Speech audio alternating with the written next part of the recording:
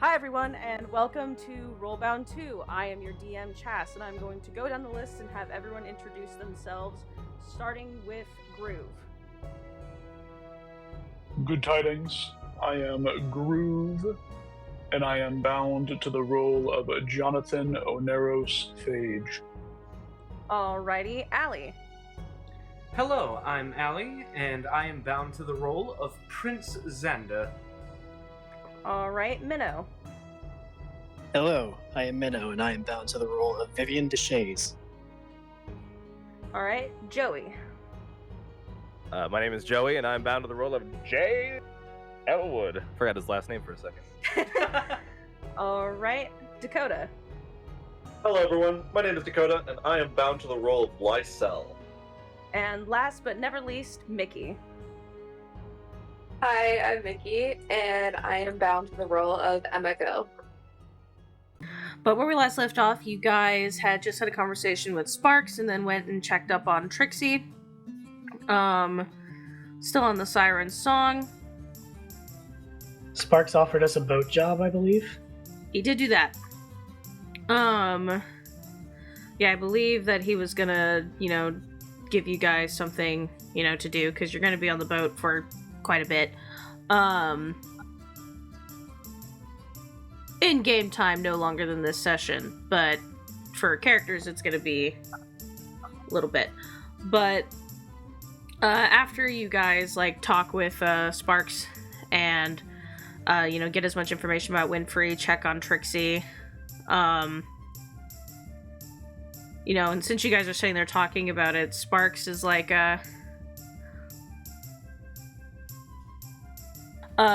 he goes, when the first little group of adventurers were on here, Trixie was a stowaway because she forgot to get her ticket.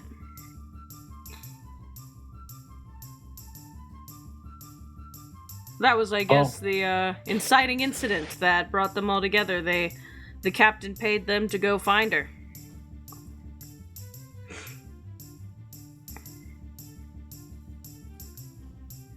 She must have done something horrible, this Trixie, to be paid for such a task. How did she survive?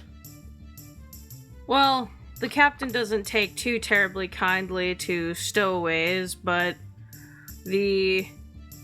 after meeting her, the group of adventurers managed to convince him to not throw her overboard.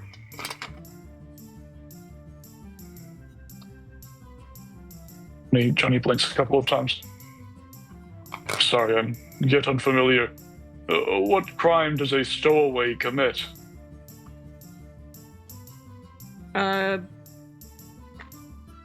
Being a stowaway on a ship that you didn't pay to be on? A lot of the times, stowaways are trying to, well, at least in our experience, are trying to get away from some other form of punishment. I mean, there was one time where, some literal serial killer tried to stow away on the Siren song. They caught him before they took off, though. Mostly just no ticket, no entry sort of deal. That's what Sparks tells himself whenever he has to throw a child overboard. He's probably a serial killer, too. Johnny, with a calm expression, says, so he was prepared to throw a woman, a mother, overboard for not having a ticket? He shrugs and says, I doubt, he acts more dramatic than he is. At most, he puts them in the brig and then drops them off with the guard at wherever we go next. Unless they pose a threat to the general public, i.e. violent threat or magical threat. I ought to hope as much. Please, go on. But they convinced him to not take action against the stowaway, and then still got paid, and then left with her. And honestly, I hadn't seen them since. Only heard stories. And then even the stories started to not make sense anymore, so... At least not until that fucking crazy redhead came back, but that went not as bad as it could have. But if a lot of you still want to take on a little bit of work to fill your time, follow me to the bar. I'll hook you up with some drinks. This is the part where I have to run away to go get my cats to stop screaming for attention at the door, and everyone has a funny conversation that I can't leave in the recording because it doesn't make sense, but it's really funny, and then I'm gonna start the recording back in the middle of that conversation where it makes no sense. Yay! Delivery, man. I give it like a 6, 7 out of 10. Such a fat fucking chud.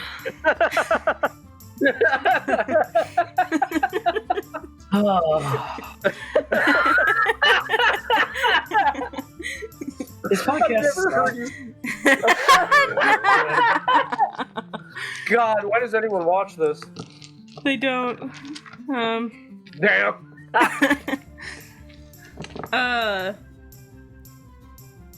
Quick before we get fucking buried by Chassis mounting insecurities. Fuck you. Oh my god! He managed to circumvent it by activating their rage instead. That's what I'm here for. Rage baiting the DM. I don't know. That's worse. You do see how that's worse, right? No, I don't. No. Can you explain it to me in great detail? No. Oh, okay. What's the job?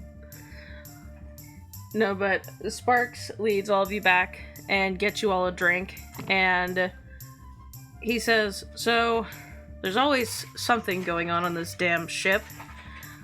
A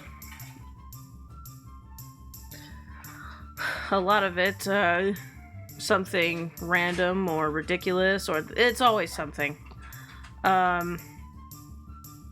And this particular job isn't something too crazy, but there is a part of the east end of the cabins on the Siren Song that we believe is haunted?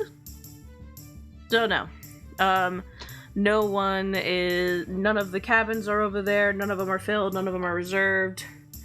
Every time we hire a cleric or herald, or we've even hired a seer to go over there, they claim that there's nothing over there, that they can't sense anything. But every time we start booking rooms or sending anyone over there, they report weird noises, things going missing, night terrors, all sorts of things.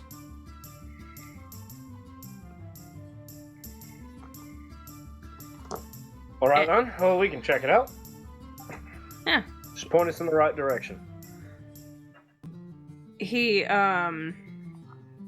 reaches under the counter and he pulls out this, little, key, and he hands it to you, Xander, and he says, this is the, key that grants you access to that hall. We have it completely blocked off right now. The door that, opens into that hallway is completely locked off, but could definitely give you all coin if you figure it out. The only thing is that don't damage the ship at all. I'm sure I don't need to tell you that, but if the captain were looming over my shoulder, he would want me to cover all the blah blah blah blah blah blah blah blah. I've been working here for over 17 years. But that is the main thing you have to look into, is don't want to accidentally bring any damage to the ship, and we don't know what it is causing the problems. A little more detail is that whatever it is hasn't harmed anybody directly. No one has died. No one has sustained physical injury.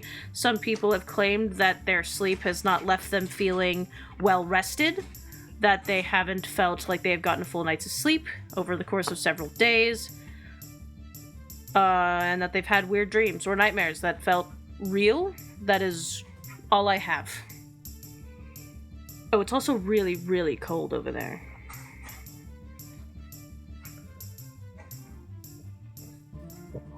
Alright, well, we'll check it out. Sure it won't take long. Very well. What room? In what wing? East wing. Don't any of the rooms on the second floor in particular. That entire hallway. The reason we blocked all of it off is because people would hear the noises from upstairs and people below would feel the cold. So we just haven't been letting anyone stay over there. Fair enough. We'll take care of it. Come on, Johnny. Let's go find ourselves a ghost. Well said. Yeah. We will. Does anyone else have anything they want to say? Vivian we'll grabs go. another cocktail and a coconut.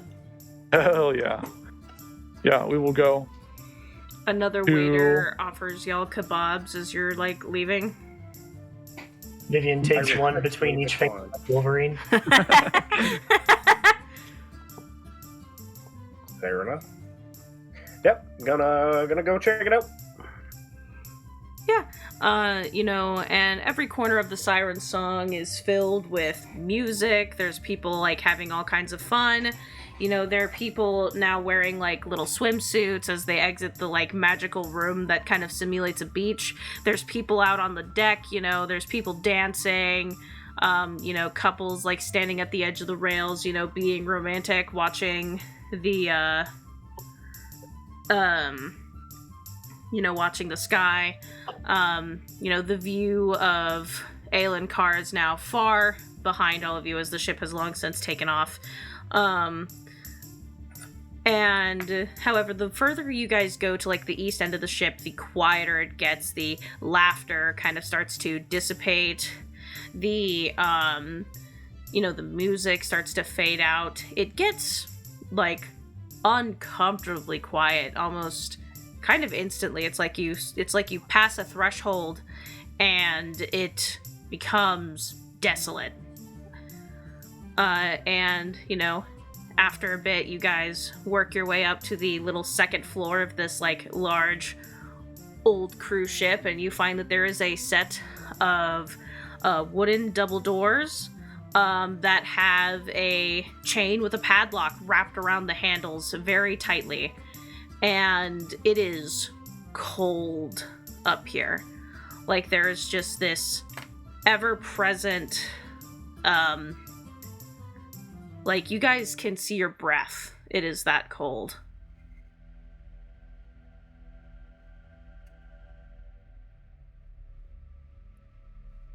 Yeah. Before we head up, gonna throw on a cheeky ritual cast Detect Magic.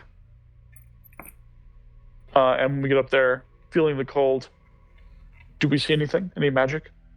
As you guys, especially, like, it is all around you, there is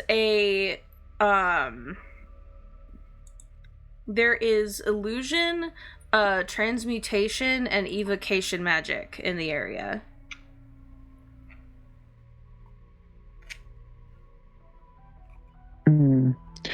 Yeah, Johnny will call this out. And also necromancy. Sorry, I forgot to mention that one. Interesting. Gonna approach the door, I suppose. He said it was, they didn't let anyone in. So, yeah, we'll approach the door. And Johnny will try the knob or handle or slide or touch card. Yeah, it does have, like, the chains, like, looped around the handles with a padlock on it. Which Sparks did give you a key. And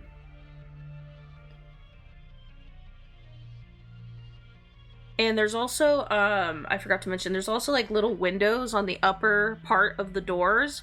They're very small, and they have, like, little, like, decorative, because they're more decorative than anything, like, iron, like, grating bars over them, to kind of make these wooden doors look like, the best way I can say it is, like, the way that, like, even though submarines don't exist yet, submarine doors look like, that nautical weird vibe,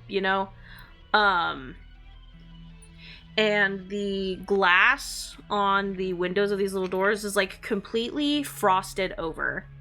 Like there's ice on it. Interesting. Yeah, gonna undo the chains, and then trying the handle again. Any resistance? No. After you guys like unlock the padlock and undo the chains, these doors are kind of like they're kind of like those doors in a building where like they are push doors, and then they are so little closed that they kind of just like are propped open all the time, so the only way that they could like get them to shut all the way was like using stoppers and then chaining it shut. But when the door opens, there is a wall of fog that just like spills out of the hallway and into the like adjoining area that you guys are in, and it is a thick and dense fog that literally like spills out. Holy shit. Spills out? Yeah. Like oh my it is God. So dense. Oh my god. Oh my god. Everybody stand back. Josh says, everybody stand back. I'm gonna use the spell imbued in the Ruin Knight armor that I got in like the first 2 sessions of the campaign a year ago, and I'm gonna cast Gust of Wind from my armor. Hell yeah! Yeah, so a line of wind 60 feet long, 10 feet wide is gonna blast from me. And let me know if there's any creatures in the way. But the gust disperses gas or vapor and extinguishes unprotected flames. Yeah, so you see this very like dense, suffocating like fog like spill out of this hallway, and you like kind of like stand in front of the doors, and this like magic activates in your chest plate, and it hasn't in a very, very, very long time. And you see that this fog, like, fucking, like, it looks like a sphere of force, like, pierces through it, and it just disperses out to the sides before, fizzling out and just becoming, like, low-hanging to the floor. And you feel, like, the wash of cold, like, just kind of, like, lessen a little bit. And now that you have not only, like, dispersed, like, the heavy, thick fog that was, I don't know, it wasn't dealing damage to you guys, but it was difficult to breathe in. It was very dense. You know, you kind of felt like it like, immediately seemed to permeate. It had, like, a weird, like, the best way I can say it is, like, cold smell. It smelled like freezing air. I don't know what other way to describe that smell. A lot of you live in places where it's really fucking cold, so maybe you know what I mean. Yeah, I know what you mean. And you look down the hallway now that you can see as well, and there are icicles hanging down from the ceiling. The floors seem to have water damage. And there are these little, like, floating, like, in a random patternation throughout there are these little flickering motes of light that look like little, like, flames.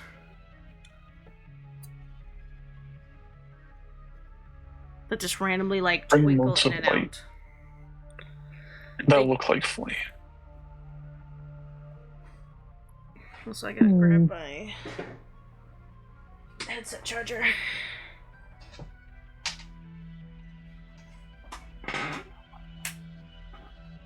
Johnny waits for Chas to grab their headphone charger. God appreciates it.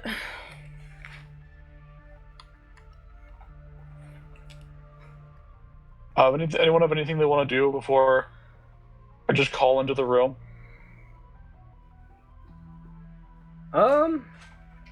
Does Jay want to give us a divine presence?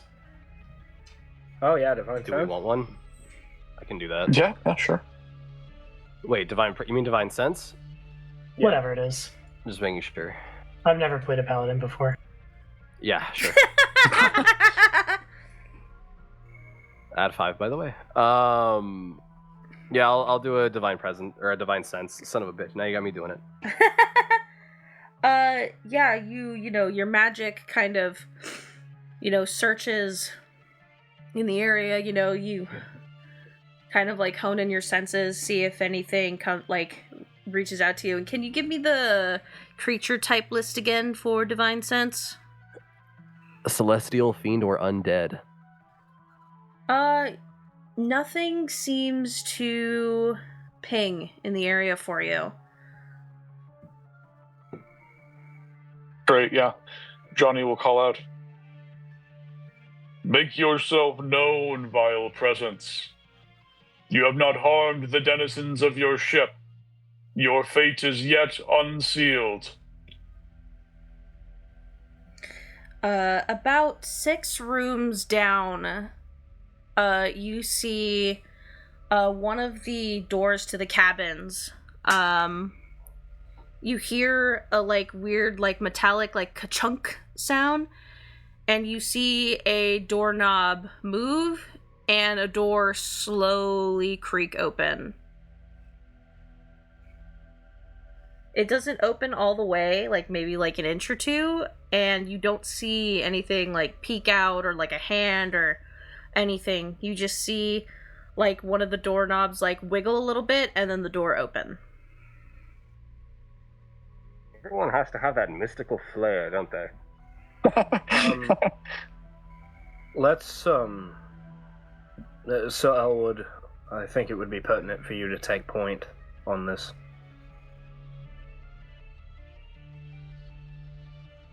It will sort of stack up behind you. Sure. Nothing I haven't done before.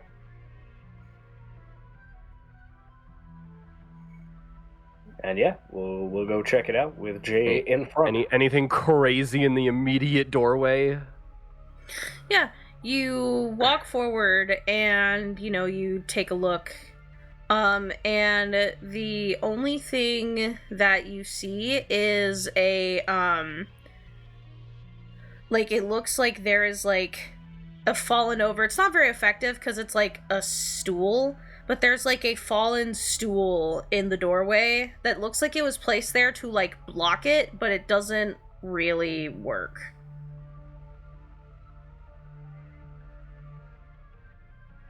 Faulty door stopper? What the hell is this? And then, since you can easily push the door past it, there's the room. All of the furniture has been pushed to the sides of the room, and you can tell that it isn't that isn't how it originally was. The bed is laying on its side and it is pressed up against the wall.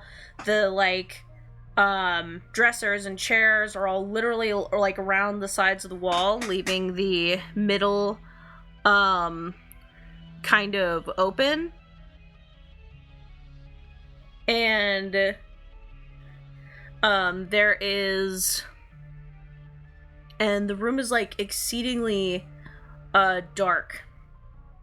But in the center of the room, besides the fact that all of the furniture has been pushed out to the sides and is not doing anything, in the center of the room appears to be a tiny box. It is about the size of a ring box, maybe a little bigger.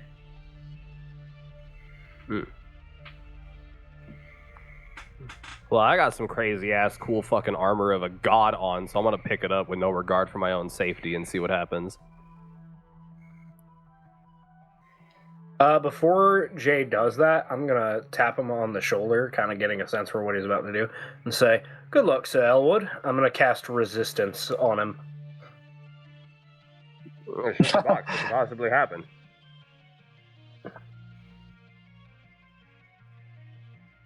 What happens when I pick up the box? Yeah, you pick up the box and it is extremely cold. It feels when you touch it, it feels like touching is the word I'm looking for dry ice? Yeah, dry ice. That is obnoxiously cold. Yeah. like the like fingertips of your gauntlet, they like you can see your armor like get covered in like frost.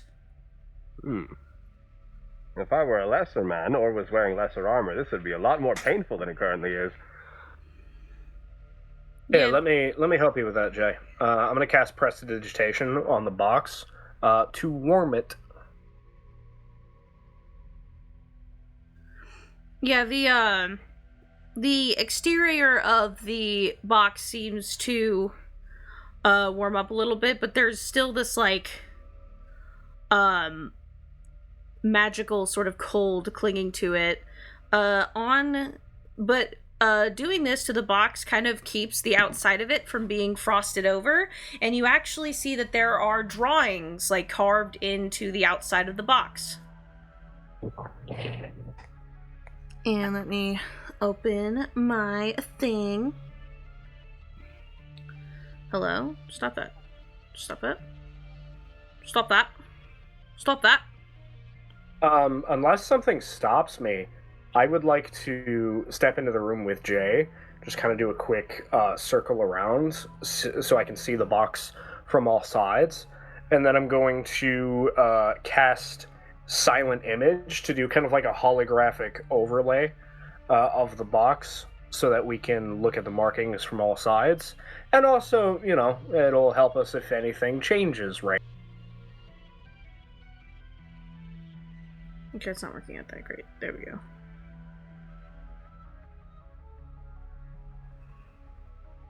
There we go. But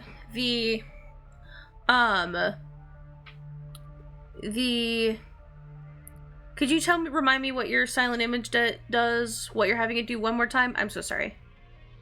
Basically, I'm creating like a holographic, slightly translucent overlay of the box, and making the markings like glow a little bit, make them a little, you know, maybe luminescent,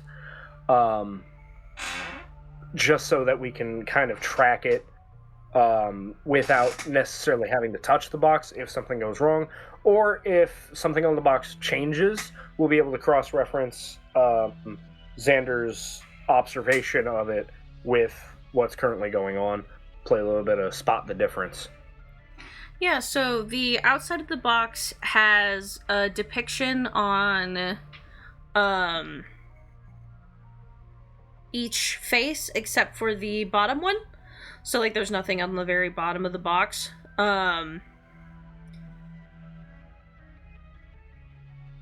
I'm going... Stop that. I'm going to type them. That would mean that it has 5. I'm gonna type them in here just so that way we can have them.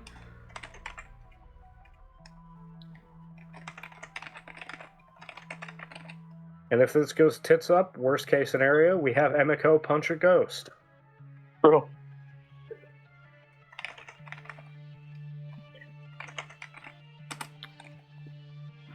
So, each face of the box has a different animal on it. One of them has an ox, one of them has a badger, one of them has a weasel, one of them has a snake, and one of them has a cat.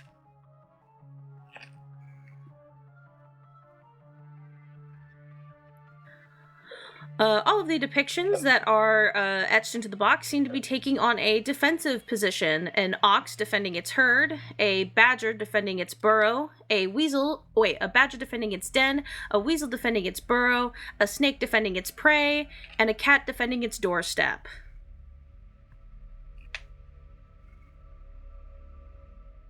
Do these animals have any historical significance? Go ahead and make me a history check, and also real quick for everyone else, who else has everyone entered the room and is looking at the thing? Or Yep. is it... Okay. If anyone else wants to make this check, I will say that Emiko, if she makes this history check as well, will have advantage. Sure, I can do that. Yeah, and then just... Guess what my dump stat is? Wisdom? No, it's intelligence. Oh.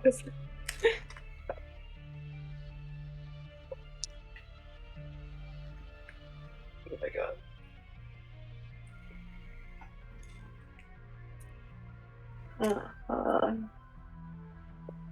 I got a 19. A 19? So, Xander, Vivian, Johnny, and Emiko, you guys are all taking a look at this box and kind of studying the art style and make of it. You actually can glean a little information as to what this might be. Effectively, these are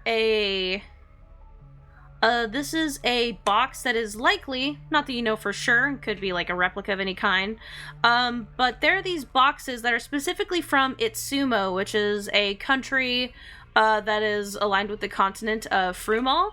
And in Itsuman culture, they make these little boxes that are called curse boxes, which sound more menacing than they actually are. They are effectively small little boxes that are given as gifts to younger children when they are coming of age. So like when they start becoming like teenagers, and it is supposed to grant them luck in the transitional stages of their life where they go from being like little children to, you know, teenagers and into like young adults and stuff like that. It is a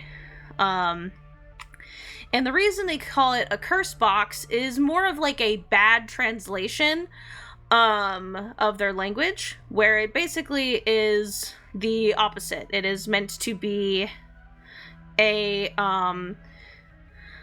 simplistically, it is meant to like trap all of your bad energy. It is supposed to like collect it and defend it, and you're never supposed to open the box. That is like their little tradition, is that if you open it, all of the icky bad feelings of growing up and, you know, the bad experiences and stuff like that will come out.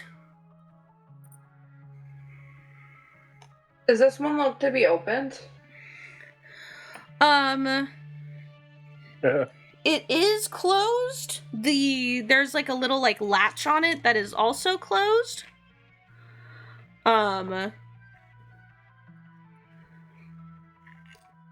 And so you don't know for sure if this one has for some reason been opened in any case. I was referring to, I guess I should have been more specific. Does what has been described and going on kind of remind me of what could happen if you open the box?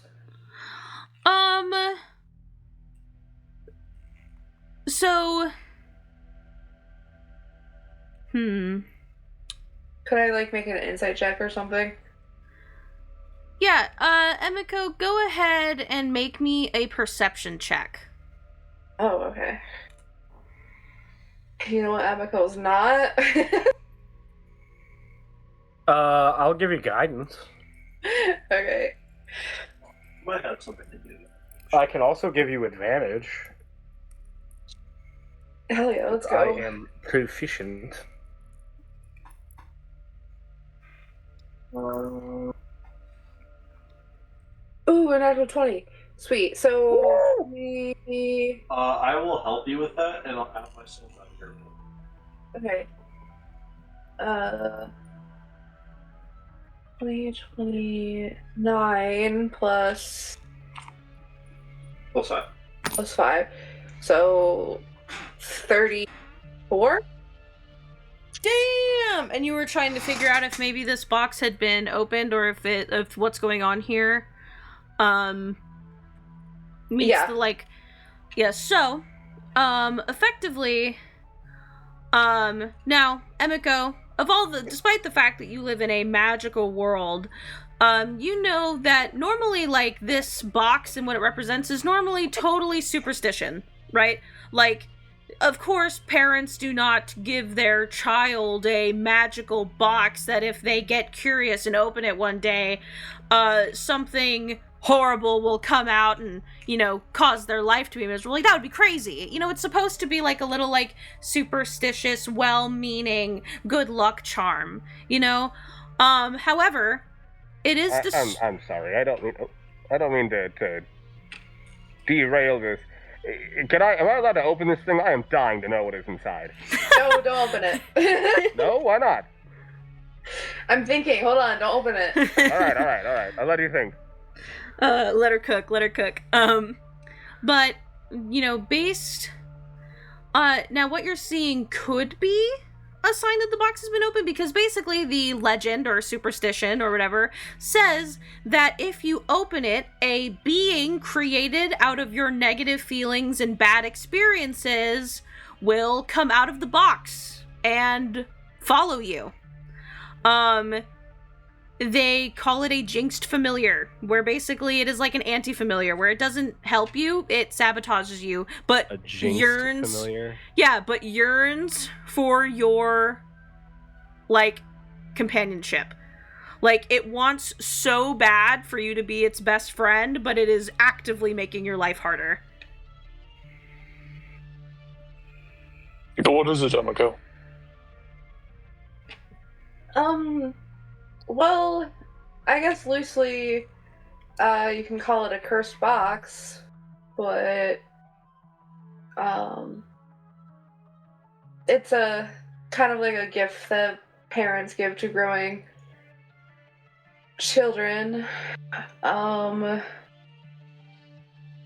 It's superstitious, really. It's, supposed to bring good luck, and then if you open it, it's supposed to bring the bad luck that has formed from your life experience. But, it's not supposed to be an actual thing. It's supposed to be just a stupid little story you get told as a kid. So, but it does sound like the creature that is normally made inside the box is a possibility of what's happening. If no priests or clerics could figure out why there's a ghost, or no ghost, really. Do we have to put it back inside of the box? Did someone already let it out, or? Do we maybe want to... Oh, sorry, Emiko. I was just gonna say, if this is what's actually happening, then it's most likely the cat has been let out of the bag, basically. But I can't be sure. I don't know who on the ship would have this. Well, Vivian is incredible with cats, so I think we should let her figure this out. Well, before we do anything else, Johnny, do you maybe just want to, like, magically identify this box, make sure it's not going to fireball us the moment we crack the lid? Yeah, Johnny holds out his hand for the box. Gibbed. Yeah. He's gonna take it back to the original room just to see if anything happens, and he will identify it. Yeah. So after you cast identify, it's actually very strange. So you find out that this box, sorry, I almost like hiccuped, but then my body decided to take it back. That was weird. I like choked on air. Basically the box, you can tell that it used to hold a charge for a magical effect. That charge is gone, and doesn't seem to have a clause to be capable of being replenished. And you get like this very weird sense when you identify it. Effectively, you know that this box was carrying something. It used to contain a very, very small micro extra dimensional space, and that you get this cryptic, like, feeling that almost like the box is telling you what it did rather than like getting like a sort of metaphysical knowledge of how it works, is you hear or feel the words in your mind that the box's purpose was to, and I quote, keep her safe. And I feel like it's, I've heard that before. Keep her safe? That was the other campaign. Oh, thank you. and If you're thinking about the little robot guy.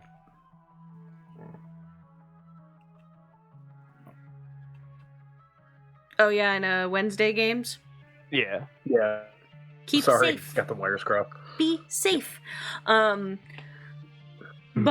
yeah, it is very strange. Instead of feeling like you were just reading the what? That's what it sounds like. What? I'm not mute. Oh, sorry. I'm muted. No. No. But yeah, No, it's not instead of feeling like the like you are getting like a read for what this magical item does, it feels almost like someone is telling you what it does, if that makes sense. Yeah. Reciting all this, Johnny is going to take the chance, putting the hand on the box and opening it to confirm what we believe. Wait, don't open it. Hold on a second. If anyone's gonna open it, he like, knowing full well that Johnny is taller than him, he can't hold it up and away from him, so he's just gonna hold it behind him. If anyone's Johnny has gonna the box. open this, wait, what? When did you take the? Who gave you the box? He said it for like 10 minutes while he's What? investigating Wait, it. I never gave him the box. Johnny's just been like having his hands on it for 10 minutes while Jay's Oh, holding hold on, it, and then where'd the box go? and then He took the box for me. I can't believe it. After everything we've been through, he took this box. Yeah, has anything happened? when you open the box, so when you open the box, you do you hear like a weird like metal like crank noise, and there's like this little the box has like felt on the inside of it. It has like a velvety interior. There is a little I guess the best way to say is like rotating disc at the bottom of the box, and when you open it, it starts to spin and it starts to play a little song, and resting on the disc is a tiny vial of blood.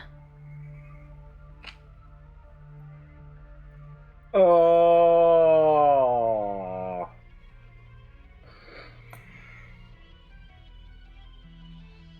You don't even need to like That- identify. It is without a doubt a vial of blood.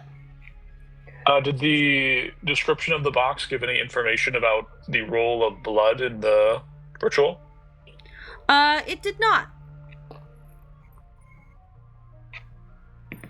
Yeah, Johnny reaches in and will pick up the vial and will Is there blood turn in it about his fingers. A vial of blood. I hate to say it, Johnny, but could you identify that too? Certainly.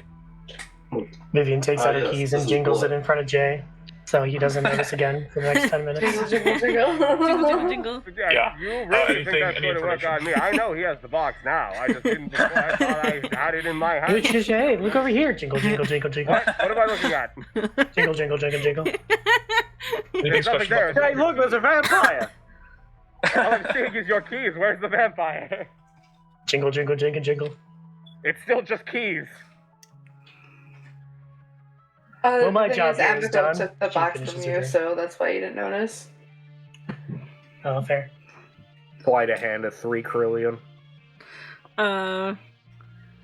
Emiko was just like, "Oh, let me hold it for you, Jay." He was like, "Oh, thank you," and then No questions asked. It's like the opposite of that she knows thing what that she's you can doing. Obviously, it's her fucking. it's like the opposite of that thing that you can do when somebody's talking, where you just hand them something and they always accept it. But Johnny, are you going to identify it? The vial of blood? Yeah. Yeah. Yep. Yeah. While that's happening, Emiko, you do sense a spirit presence within 300 feet of you.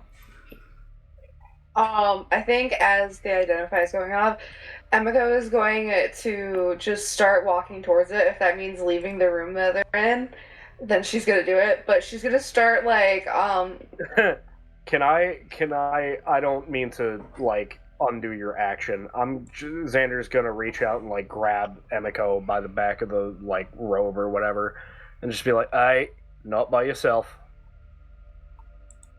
Did someone come with me? All right, I'll go with you. Everybody will volunteer at once. Jesus. Everybody knows that splitting the party is the most efficient and safe way to get anything done.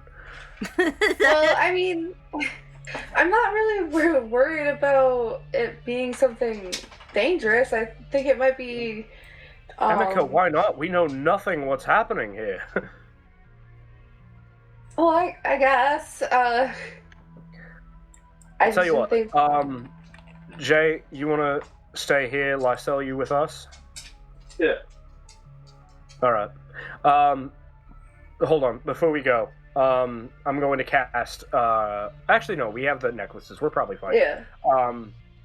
Yeah. Just if something happens, either yell real loud or hit us with a sending. We'll be right back. Yeah. So I'm gonna. Emika's gonna walk towards it, and she's gonna start speaking in what the fuck was that language? Salgari? Yeah, Salgari. Just like kind of trying to coax out whatever it is. Like it's like, hello, I'm a friend. it's just the equivalent of here, spirit. Yeah, that's exactly what she's doing. Love it. So are you trying to convince whatever it is that you are safe? Yeah.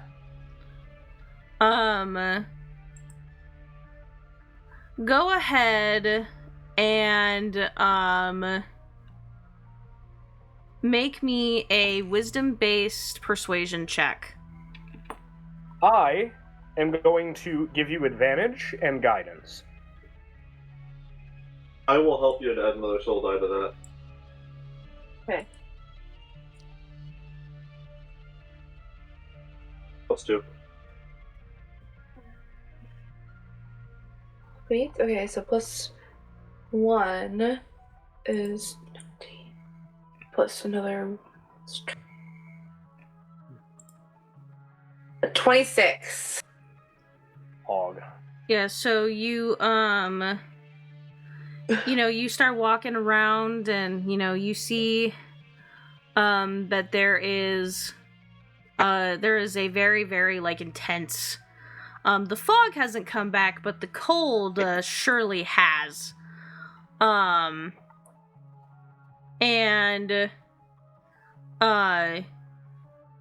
you can still sense it, but the further down the hallway you go, the more it goes to you sense a creature near you and becomes more of you sense a creature around you. And you hear a disembodied voice, very, very faint, very, very quiet, literally sounds as subtle as a breeze brushing by your ears. But it clearly isn't whispering. And you hear the voice say, leave. My job here isn't done. I think Abigail's gonna pause, and her ears twitch, and her head kind of turns to the side as she's like, obviously, she's like listening to this voice. Feel like, what's your job? You don't get a response at first. And then you hear, the voice kind of rise again. And you hear it again, but now you kind of like like the directional sound in headphones where like a song can be split between like your right earphone and your left earphone. Yeah. Well, when you once heard the voice in like your right ear, now you hear it in your left ear, and you hear to find and protect her. Do you know who her is? Maybe we can help. She has a name that I am not allowed to speak, and a voice that I am not allowed to hear, but has a soul that I am allowed to find.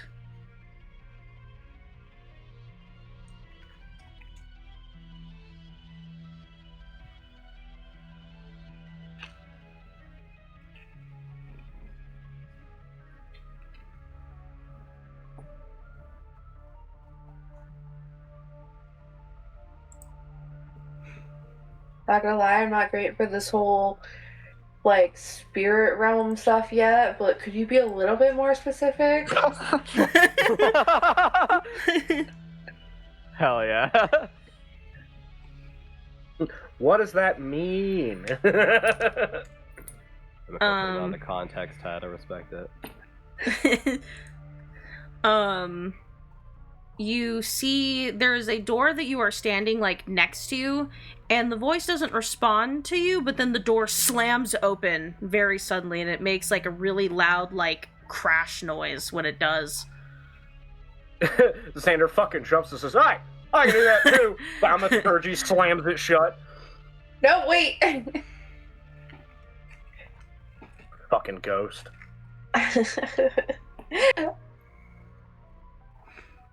Yeah, I'm gonna open the door and go inside. I will follow. And in this room, the decorations are still completely normal. The bed is where it's supposed to be with the two side tables, a little chair, there's like a rug on the floor, there's like a little like basket woven like chest for people to like put their belongings in it, and it's all arranged very nicely. But the room is like otherwise normally decorated. However, you look up and it looks like the ceiling of the room is made out of water. Like you see, instead of like a normal ceiling, there are like crashing waves that are kind of like locked into that one space. Do we all see this? Yep. All three of you see this. Is it an illusion? Go ahead and make an intelligence check. I believe it would be investigation. Investigation, yeah. Investigation. Okay. Okay. 20? Xander, you look up at this, and it is not an illusion. How high is it? It's about like 8 feet in the air. Okay. Xander's about 6 feet tall, so I'm gonna reach up and touch it.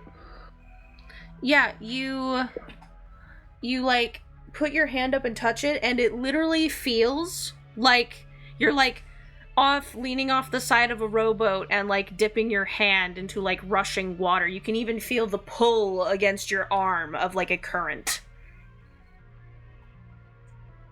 What the fuck? Lysol's gonna dip their billhook up into it.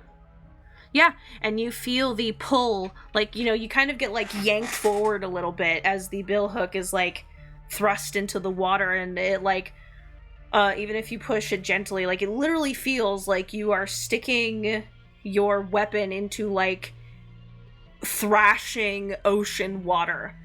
And even like with the impact, some of it like splashes onto like your face, and you can like taste and like the tanginess of salt. This is the weirdest thing I've ever seen. Do you two want me to go take a look? Like, into the water? Yeah, I don't have to breathe, so it's not like I can drown. Is there a floor above us? There is. This is the second floor. There is a third floor. You should. Actually, before I do that, Chess, can I open up my senses to tell if this is a portal into the elemental plane?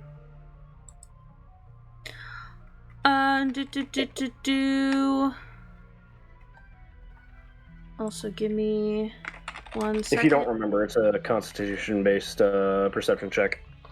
Yeah, go ahead and make me a constitution. 17.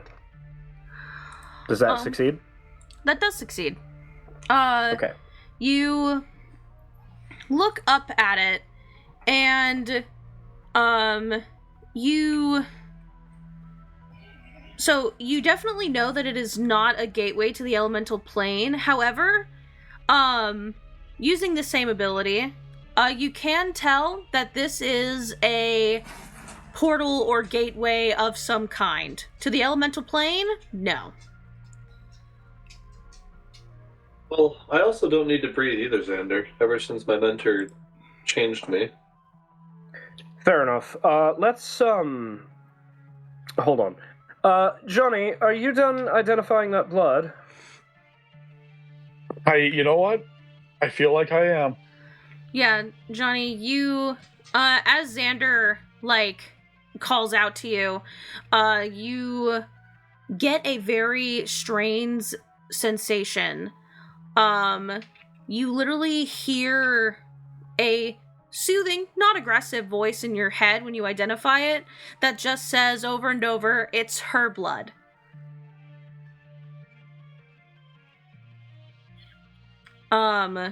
There is some sort of magical signature into this blood that is binding in some way.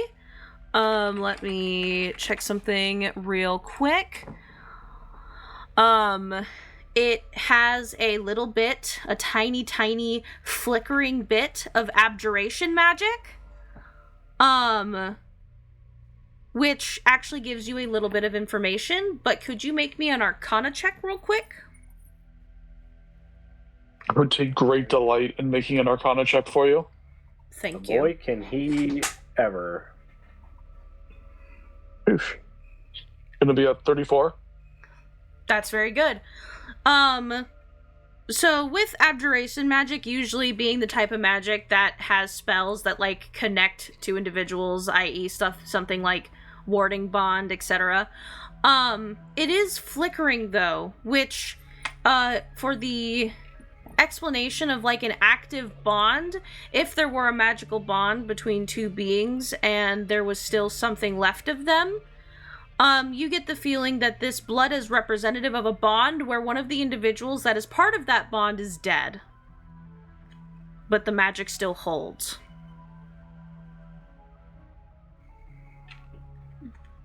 Got it. So pretty much just this vial of blood tethering the creature.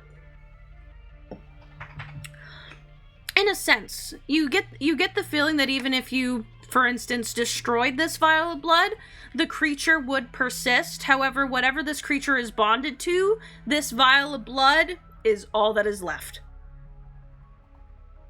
Got it. Yeah, Johnny will join the rest of the party, and with Jelwood, and we'll get caught up, I suppose, and then he will catch up the party. Yeah, and, you know, Vivian, Jelwood, Johnny, you also see that there's just these waves on the ceiling of this room further down the hall. Your quarry has passed. You have failed in your duty, and there is no reason for you to remain here. You don't hear anything at first, but the waves that are at the ceiling of this room start to twist and churn, almost like a vortex, like the start of a whirlpool, and you hear, "No." Johnny will hold up the vial of blood. This is all that remains.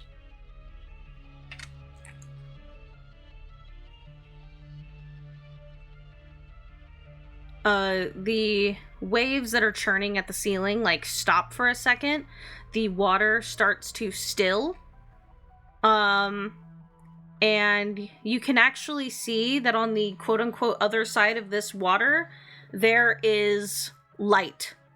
But it kind of looks like looking into, like, a very deep pool, and them having, like, one of those, like, lights at the bottom of it. Do we see anything of, like, a creature in the light?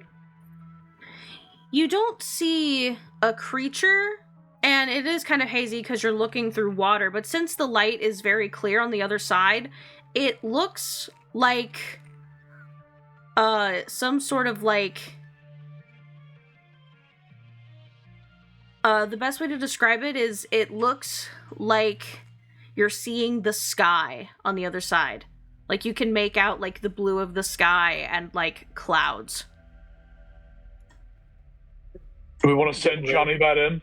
The shock troop? Did the bat swim? Huh? Yeah. Can the bat- About as well as we can.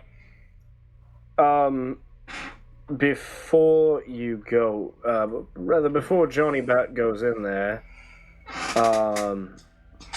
I think I can help him out a little bit.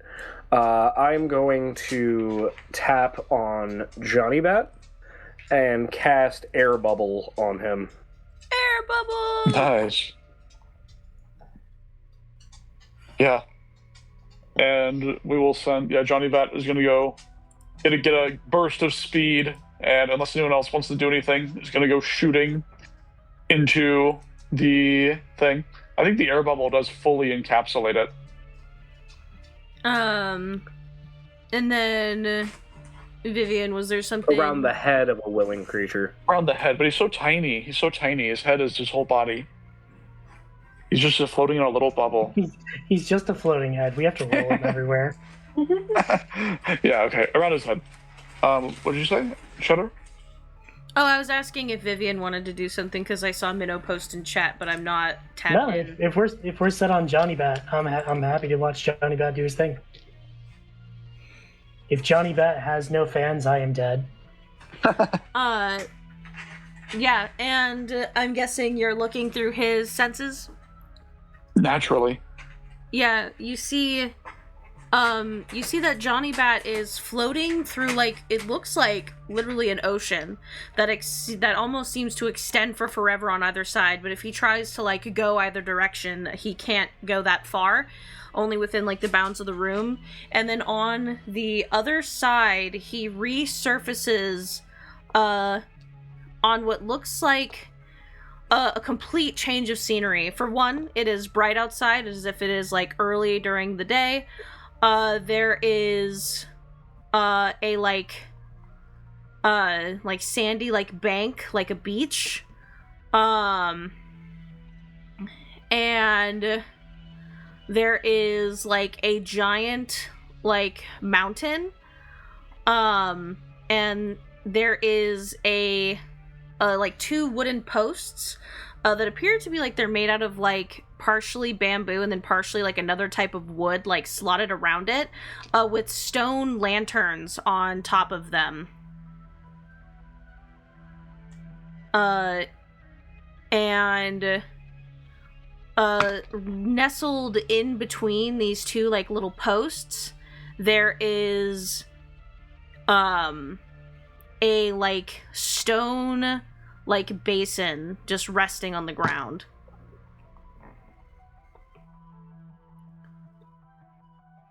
you also see Stone that basin. standing behind the stone basin, there is a statue that kind of looks like a dog, kind of looks like a snow leopard, kind of looks like a fish.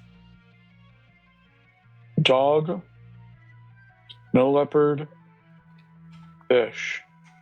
Do we mean like in a chimera way, or the statue is just so eroded that like it's hard to tell? Not in a chimera way, more of like a smooth blending blend of each of the creatures, because it has like the body and build of like a snow leopard, and you can even see where someone like tried to impress like spots into the stone to give the impression of like a fur pattern, but then its muzzle is a little too long to be a snow leopard. It kind of has like a dog like maw to it, and then the paws look more canine than they do feline, and then there are patches of like fish scales on random parts of its body, and at the end of its feline like tail there are fins like a mermaid, but it all like blends together fairly well.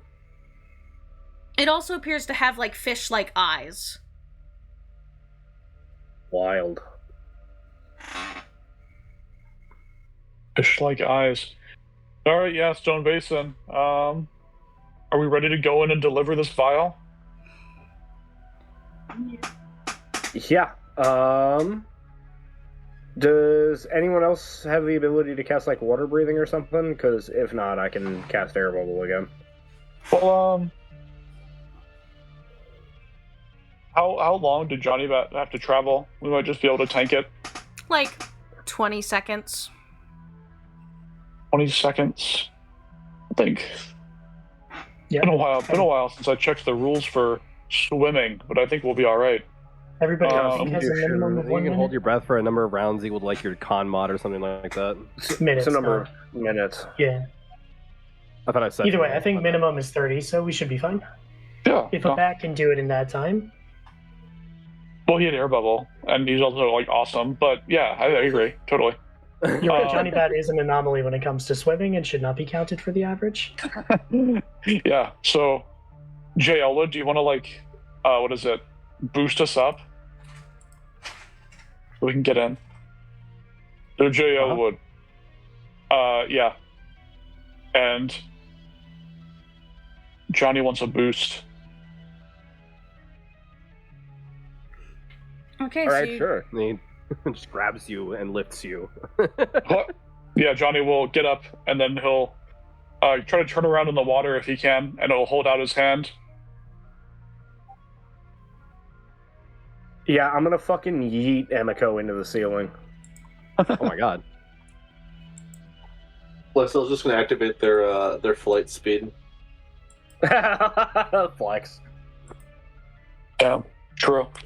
Yeah. What do you mean, what the fuck? I'm throwing you into water so you can swim. True. You asked for a boost. I'm Johnny's not like holding- fucking. I'm not Jay choke was- slamming you into the water. Johnny was Wait. asking if Jay could give everybody a boost because I thought there was a specific place we're trying to get into. Is Xander strong enough to throw Emiko into the water? Emiko's very small. Johnny helps. Johnny Xander's very weak. Johnny can't help. Johnny just got lifted by his weight into Johnny a place. pulls on Emiko with Mage Hand. And also, Emiko like bracing herself to be sweetly picked up by Jay, and then Johnny and Xander just grab her and throw her, and she's like, "Wait, no, wait!" It's like a goddamn cartoon. He like turns around. He's like, "All right, who's next?" And he goes to like grab Emiko and like a fucking like cartoon, just like puff of smoke with some sphere lines as she just gets like pulled out of a fucking with like a cane. All right, and last but not least, All right, anybody? all five of us reach down and fucking heave Gelwood up into the water. I think Lexel can get them by themselves. Oh, really? Okay. And then like Lysel was doing 99% of the work. Like they probably just like grab them from behind, like underneath the arms, and just fly up. Yeah, true. And yeah. So Lysel's doing 100% of the work. Nobody else is really doing much, but it's a group effort. Yeah. And then once we're all in, we will swim up onto the shore, making sure everyone is safe and good. Johnny will go and put the vial of blood down on the basin.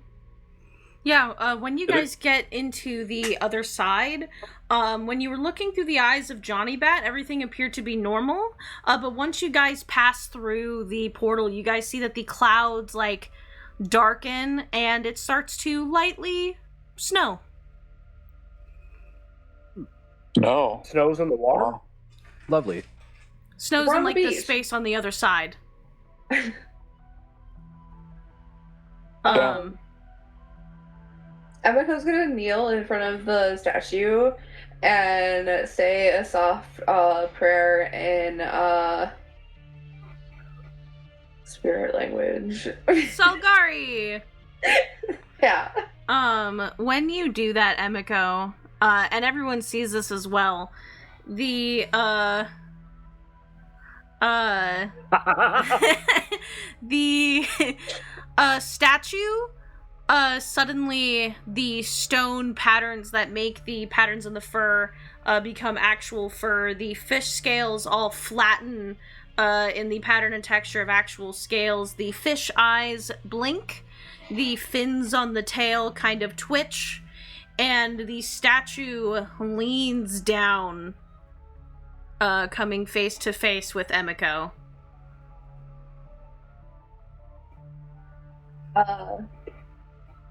Emiko's gonna kind of like gingerly like reach out to its face, and if he doesn't pull away, she's going to like cup his face and like kind of just like put her forehead against his as like a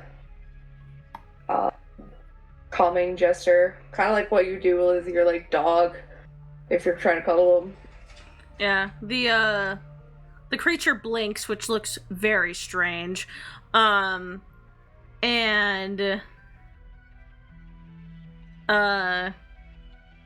says, you hear in the same voice that you heard earlier,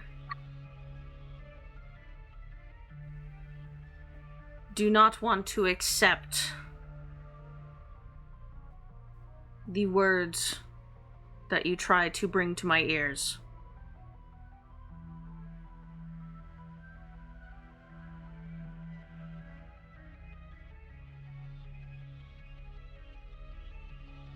But the creature like lifts its head up to the cloudy sky, and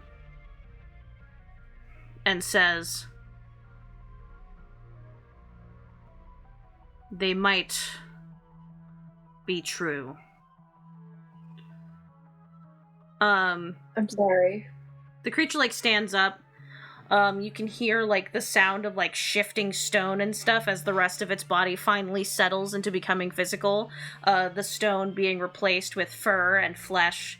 And the creature, walking towards the rest of the party, bowing its head as to signify that it is not doing so threateningly, looks into the basin at the little vial of blood. And it kind of like sniffs it, and then the like leopard-like ears droop and fold back against its skull. And he says, it smells like her.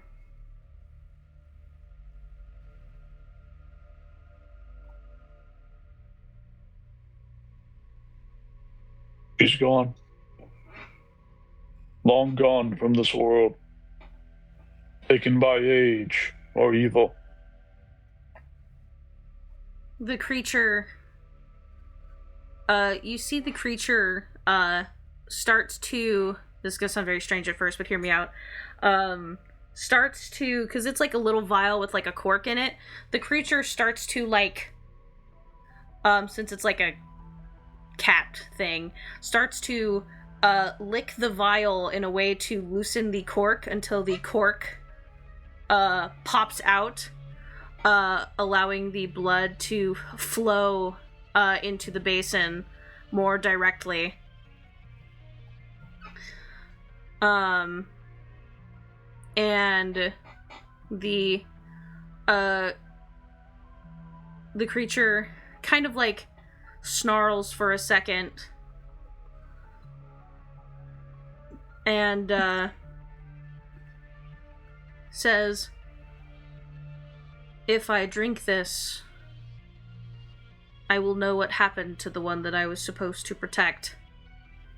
And it lifts its head. "The world around us will change to the memory. I say this so that you understand that I am not in control of this phenomena." So we don't freak out and maybe cast a really expensive spell. I see. I respect that. Thank you. The creature nods and leans down, and it laps up the blood. And it lifts its head back up, and the world around all of you starts to change. The water starts to vortex, the sand starts to part and split and blow away like there is a fierce wind. The mountains start to crumble and turn into wood and splinter. And then, after a brief moment, you guys appear to be back in the siren song, but there's this... It almost has like everything almost has like a golden haze to it. Like a brighter state of viewing. And you guys see the room that you were actually in before you guys like stepped through the portal. And you see, looking out the little like port like ship window, is a young girl. Can't be any older than like 16 or 17 years old. She has her hair pulled back into a braid, and she has like on either side of her hair she has like two sets of these very pretty like blossomed flowers that are actually like wood carved clips that she has on either side of her hair, but the wood is like shaved like so finely or something that actually like almost looks like petals, but then you can see like the wood grain. And you hear a like concerned father say, "Get down from there. You're gonna fall out." And then she like huffs and like looks over her shoulder and says, "I'm not that small, father, but I'll back off." And she like hops down, and he says, "Well, it's also storming. You don't want to catch a cold. Come back inside. We can go eat dinner in a minute." And she says, "I'm actually not hungry. I loaded up on crab cakes earlier. Can I meet you a little later?" And he looks at her and he like blinks a few times, and he's like, "Fine. I'm going now, though. I'm not missing dinner." And he, like, gets up, and he seems to be, like, a much older man. He has, like, a cane. He appears to be a Lightborn Hyur, as does she. They both have, like, similar markings along their face and on their hands. And he says, "All right, well, whatever you do, heed the captain's words when you go exploring." And he takes something out of his pocket, and he unceremoniously hands her this like little gift box, and she goes, "A gift?" And she starts like excitedly opening it, and she's like, what an informal time. What is And she like gasps happily and pulls out the box that you all saw earlier. And she says, "Oh, father, it's so pretty. Wow, is this one custom made? I've never seen one that looks like this before." And he, like, ruffles her hair, and he says, "Well, if you're gonna go wandering around the ship, I want you to have that as good luck. And heed the captain's words. Don't go anywhere you're not supposed to. I'm going to go enjoy a buffet." And she says, "Okay, father." And he, like, chuckles and just says, "I know it's in a few days, but happy birthday, Hinako. And she goes, happy birthday. Hey, well, and then he like laughs and she goes, I meant thank you. But after he leaves, which he like walks through you guys to leave, and she looks down at the box, looks out at the window, looks down at the box, and you see her get like a impish expression on her face. And she's like, heh, don't go where the captain says not to, eh? And she hops down from the little, like, from the bed that she was sitting on so that she could look out the window. And you see her walk out, and the world starts to change to fit the transition of her leaving the room and into the hallway. And she starts talking to the box as she's walking. She starts to say, like, oh, there was that one girl, Ko. Yeah, her and I aren't friends anymore. And then there's also that boy. His name was... I don't know. I don't even know if I should be telling you this. Actually, I'm gonna tell you anyway. His name was Artyom, and he was awful. Found out that he was secretly talking to someone else the entire time. And she just starts whispering a bunch of negative things into this little box. You know, people that she doesn't like, things that she's lost.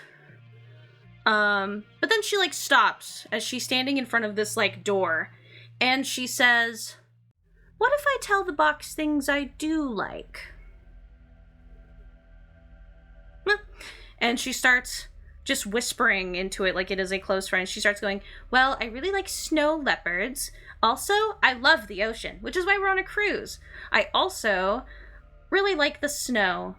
We live in the part of Itsumo that is significantly hotter than the others, so we go take a vacation once a year to the snow-capped mountains. It's very nice up there. Oh, and then there's my favoriteest companion back at home. We call him Pork Chop. He's a good boy. Very fat, though. And she, looks at this door, and she says, heed the captain's orders. Nah. And walks out the door.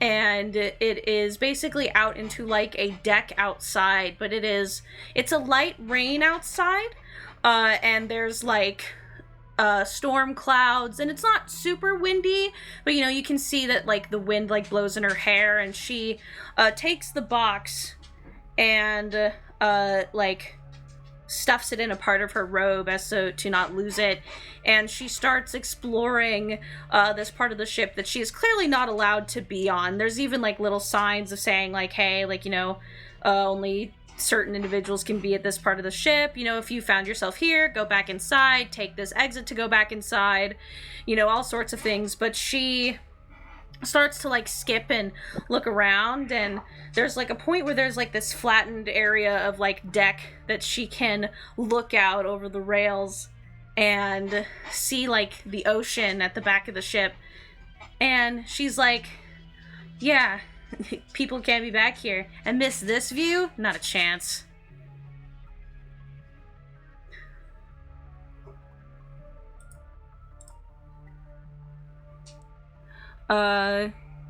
Yes. And just as she's like kind of like enjoying this view, from off to the side of her, she hears a noise. And then because something's about to happen, we will take a few minutes.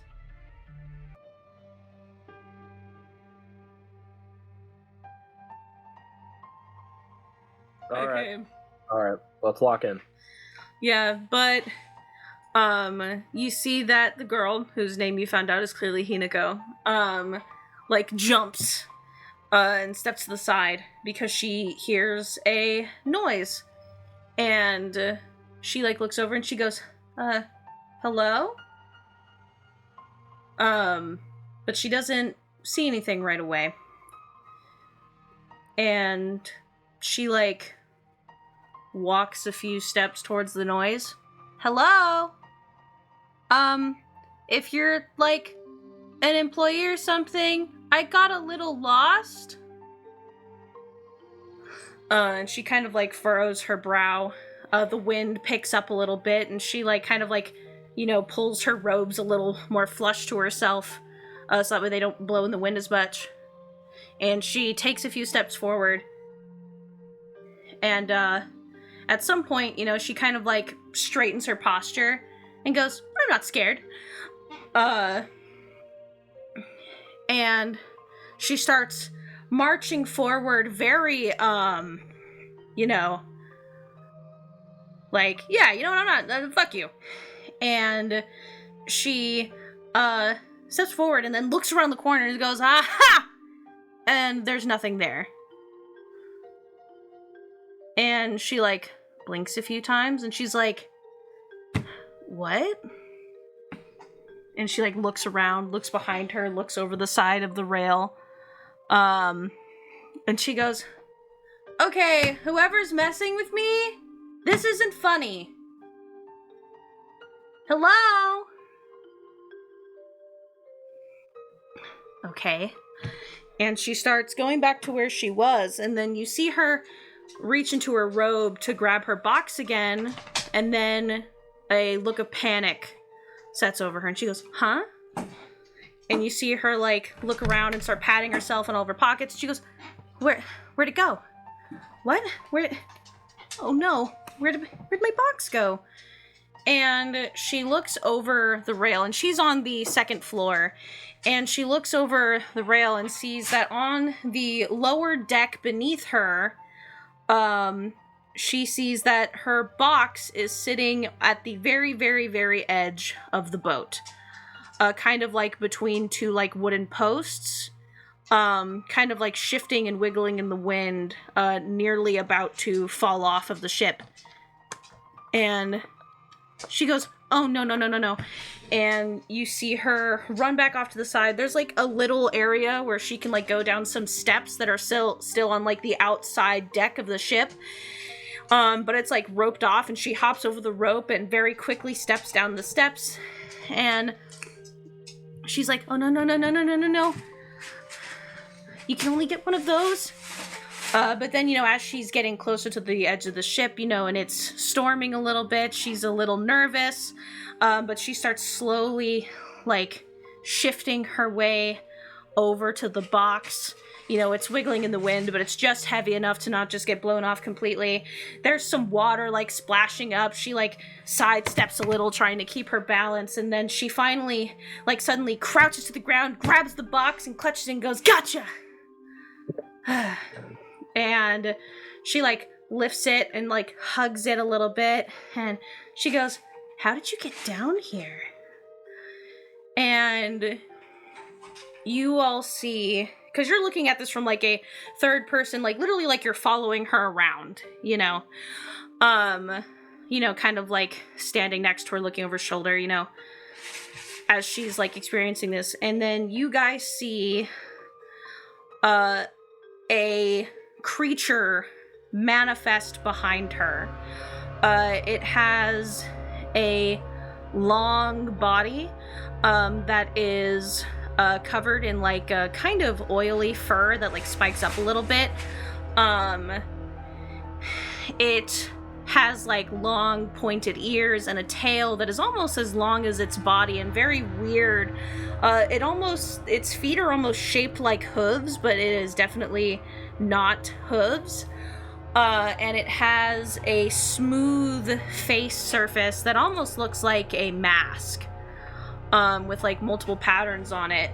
Except for the fact, you know, from a first look, it almost looks like a soul guardian.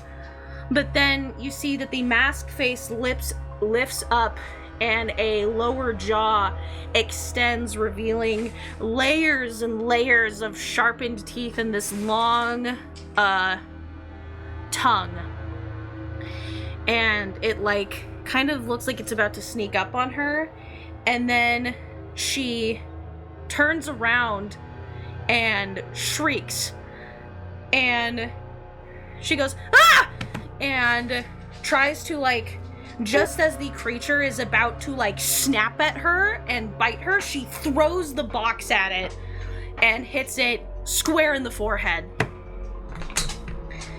And it, like, winces for a second, and then that doesn't necessarily hurt it that much, and it growls and starts chasing her across the ship. She, like, runs, she's, like, holding onto the poles, trying not to fall, because the ship is still rocking, it is still moving, and it is storming a little bit outside, and she's like, no, no, no, no, no, and she's, like, jumping over, like, other things on the deck. She, like, grabs a chair and, like, pushes it in the way, and the creature just kind of barrels through it. And she's, like, running around, kind of trying to loop it, like, making it, like, slip and slide using the movement of the ship, but she's also falling and tripping over herself. At some point, she, like, wraps back around and grabs the box. And,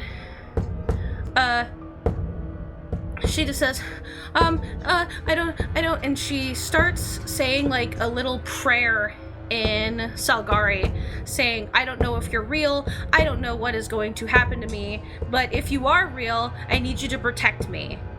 And she takes a deep breath, opens the box, and then drops it onto the floor of the ship.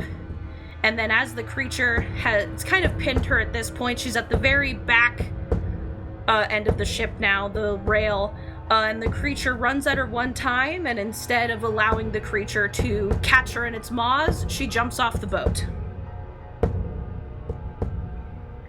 And this creature, like, tries to, like, snap over the boat with its long neck to catch her before she falls into the water below, but it misses horribly. And you see it, like, stand there at the back and, like, lean its head over, and it starts, like, growling and hissing before,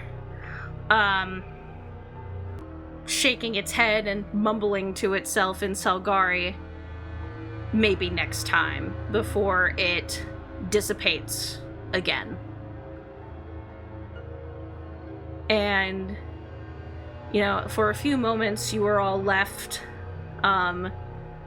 you know, standing at the end of the ship with, like, a light rain, but then slowly it turns back to the beach and mountainous scene that was there before, and replacing the box in the scenery is instead this creature. Not the creature that you saw in the vision, but the leopard that was a statue.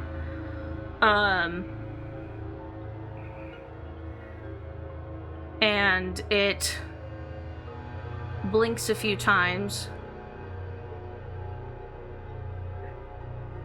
and says,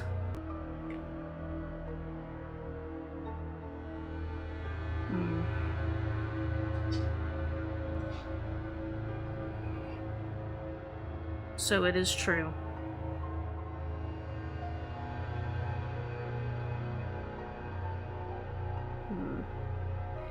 And I don't even need to make you make a check for it. Emiko, you know what that creature is. The one that was in the vision. What is it?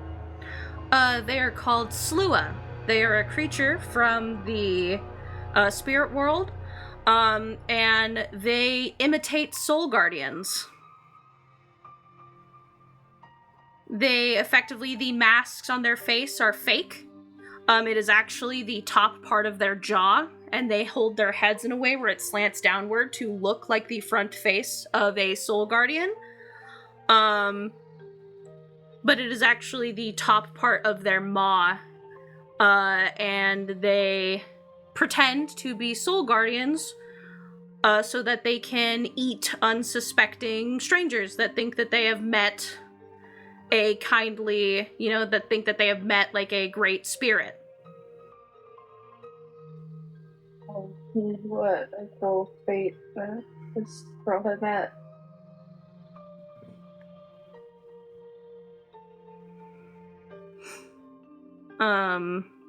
The creature kind of like lowers its head a little, and certain things about it start to make sense. The watery portal, the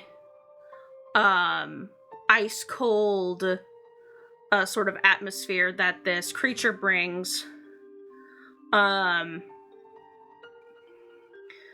He kind of like paces for a second, and he says,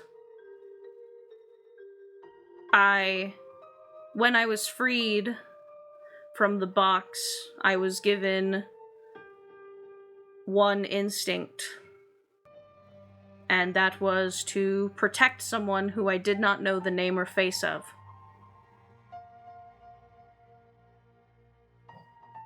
But it seems that I am too late. Too late. Now that... Sorry. Go ahead. Now that we've seen this Slua, I would like to cast Sending, targeting it.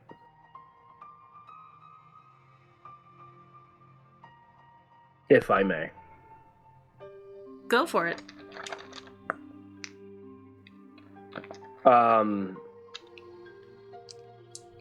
I'm just, as I think Xander just says, I don't know where you are, but I'm going to find you. And I'm going to feed your soul to my friend, Jonathan Oneros Phage. Holy fuck, perfect 25. Holy fuck. Holy fuck. Holy shit, perfect 25 words. Oh my god. Holy fuck, what a pull. Damn. Okay, sorry, okay. Anything in response? There is a long, silence for a second.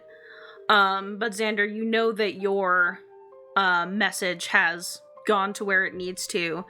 And you hear a response back that says, I love when my food is brought to me. Yeah. Yeah, sending back. Fantastic. Tell me where to find you. And you hear back, tell the fallen leaf that she'll find her way eventually.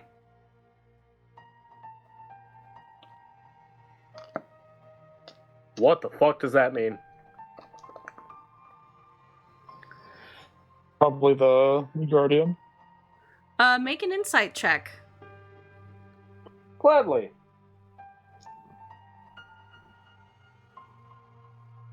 Ooh, not great. 10? I'm assuming that does not succeed? It does not. Great. I'm gonna re-roll with a sorcery point. Oh, that is much better. 22. You know, it's very strange. Because of, Xander, you think this is a little crazy to make this assumption, but, you've heard at, symbolism to trees and leaves and that sort of vibe, when people are talking about Emiko or her family.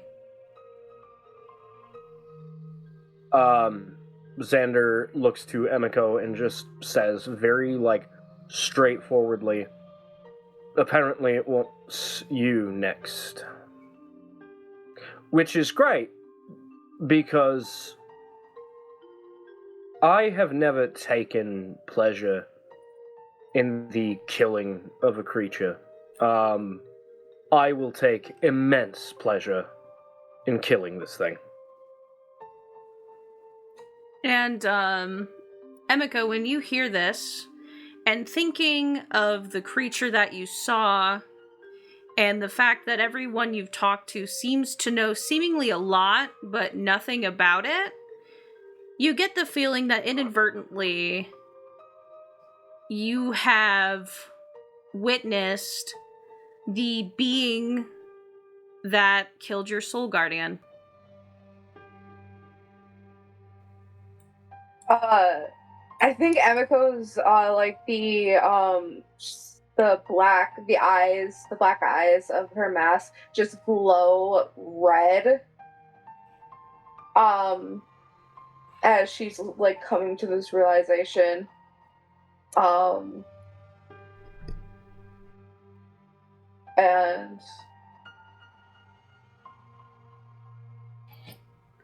now why it was struggling to hunt on a cruise ship, you have no idea. But you truly do believe that this might be the creature that murdered Yonika. Mm-hmm.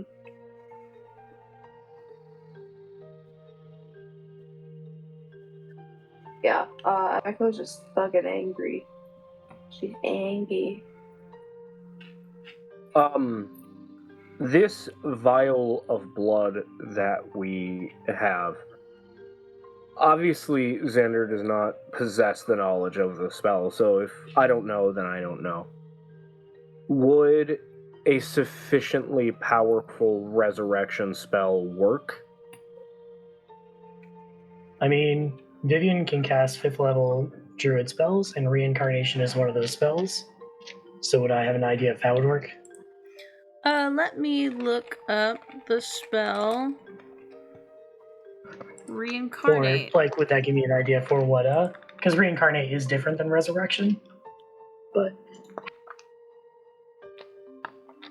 different, yeah, but it's hat. Yeah. I mean, what race It's was this girl? better because you don't need a body for... you do need a body for resurrection, but you don't need one for reincarnate? She is technically a human. In Teosia, that would be a Hyur. She's a Lightborn Hyur. And we have a piece of her. Yeah, because the... Reincarnation has a 10-day time limit, unfortunately, but if we know at some point we can bring her back, that'd be cool. Alright. Yeah, do we have... I apologize if I missed this. Do we have an idea for when this all happened? Someone, because there's still some blood left, give me a medicine check.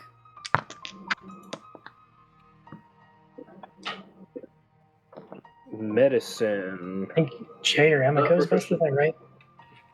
I'll still try. I'm proficient. Oh, well. I didn't roll as well as Johnny did.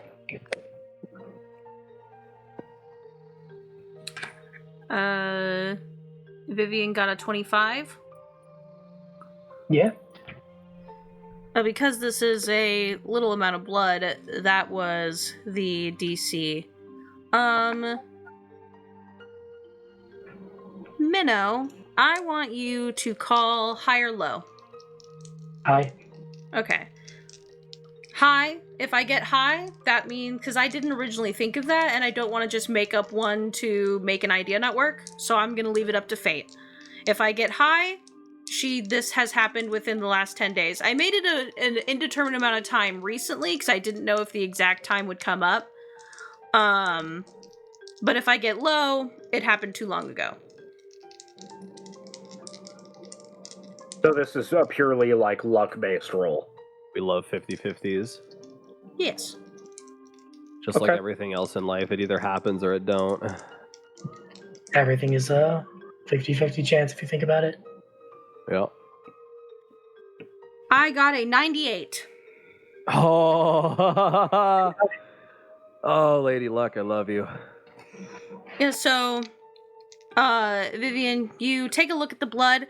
Even if being preserved in a container, you kind of, considering that there are several potions that require creature blood that is aged to a certain degree or fresh to a certain degree, you kind of take a look at this, what's left of it, you rub a little bit of it between your fingers, and you can tell that this blood is a little bit over a week old. So you're hitting the threshold real close, but you assume to be about 8 days. Okay, so I have a question for you, because normally with druids, they are prep casters. Mm-hmm. I'm still a sorcerer. I just have druid spells. Am I still a known caster for druid spells, or how does that work? Because what I assumed was I still have sorcerer things where I just know them and just picked a couple to swap in. But I don't think I have a way to quickly swap spells between, unless I level up. So I don't necessarily make everybody prep casters, but mainly because they have different rules. But I have always allowed people to, if they really, really wanted to swap spells on a long rest, I don't particularly say no. Would it, just for I feel like I'm fine doing that if it's hey, this spell that I took actually kind of sucks and I don't like it. Mm-hmm. For this, it's hey, this is a spell that would be good to have. Would it be a good compromise if we say Vivian can make a scroll of resurrection? Yeah, I mean, if you are willing to spend resources and you have a wizard in your party to make a spell scroll, I would totally allow that. It is. I think anyone can make a scroll. Yeah, I just mean you have someone that can it's a class feature to do it even is. Yeah. But since you don't have it, Arcana proficiency. I'm gonna buy you a little more time here because I am going to. Xander is going to kind of hold a hand over the vial of blood. His eyes are going to light up with an ivory white energy, and he's going to say in Primordial, I say this prayer to Guinevere, preserve this essence so we can bring this child back from the brink. And I'm going to cast Gentle Repose on the blood, thus basically freezing the time for resurrection by 7 days. So we have a bit more time to prepare. Yeah.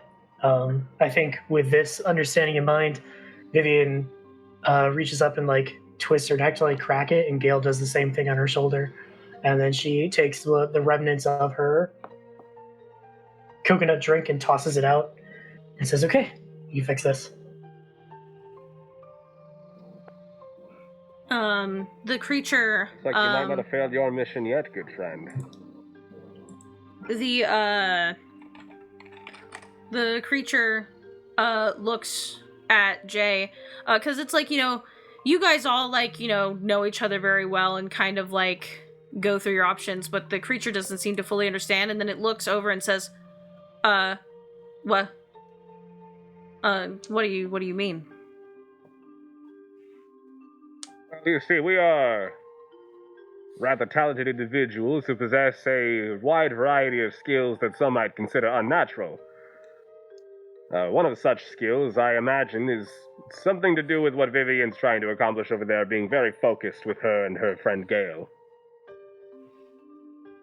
Considering our good rocky sorcerer here has just cast a rather powerful spell on the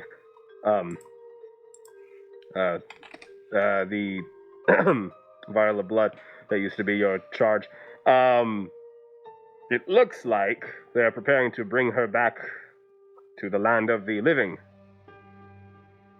which means you will be given a second chance to perform your duty in keeping her safe.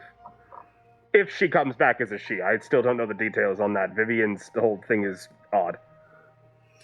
Yeah, the creature's ears perk up, and it says, "You can bring her back?"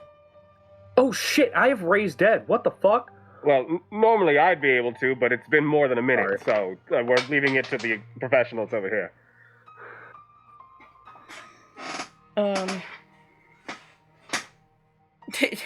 Oh my god, are we about to do a casino game montage for you guys to earn enough money? I don't know if you guys heard what I said because I kind of said it away from my microphone. I do have raised dead. Raised dead doesn't restore missing body parts, and all she is a puddle of blood. Oh, right. Yeah, sorry. It's the only thing that reincarnate has going for it because it's more expensive and less reliable.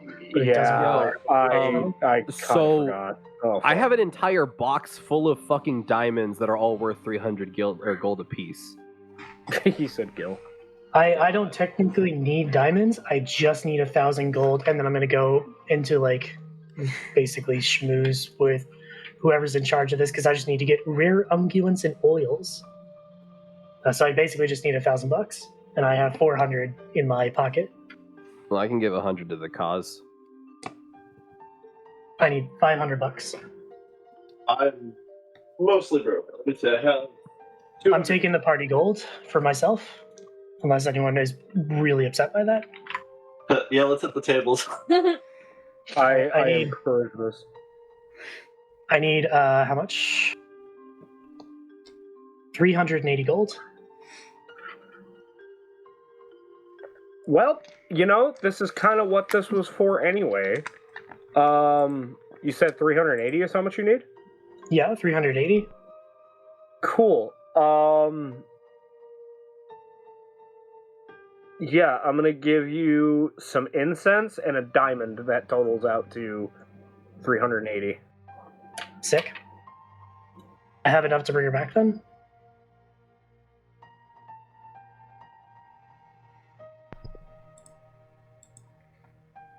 And I'll give you 20 back, because I actually did my math wrong. Why don't we go to the gift shop and see if they have any oils, fancy oils for us? This is going to be Vivian's understanding of rare unguents and oils is based on what she thinks is kind of valuable, I think.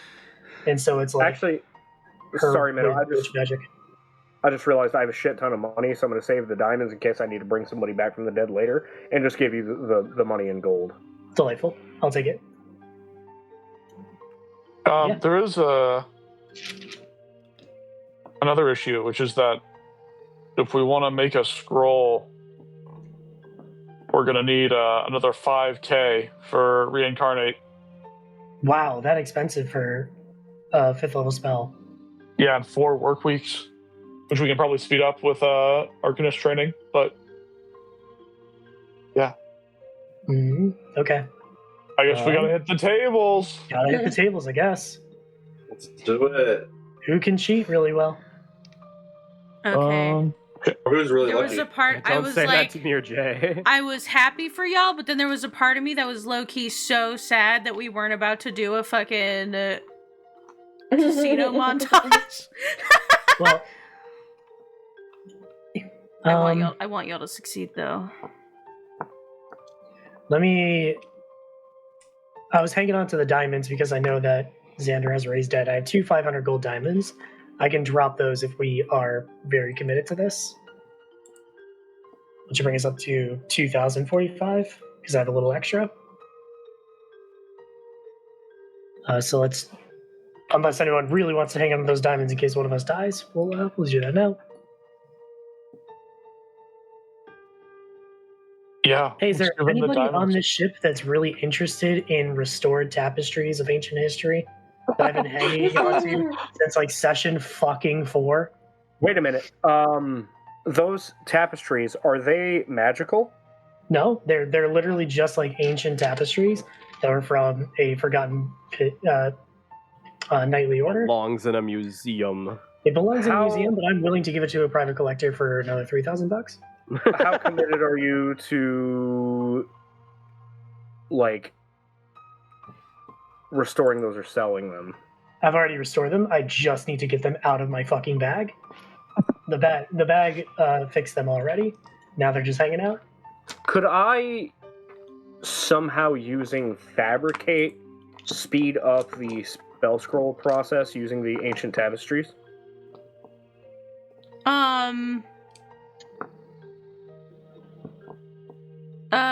How so? Well, because part of the cost associated with making spell scrolls is obviously, getting the proper quality of like parchment,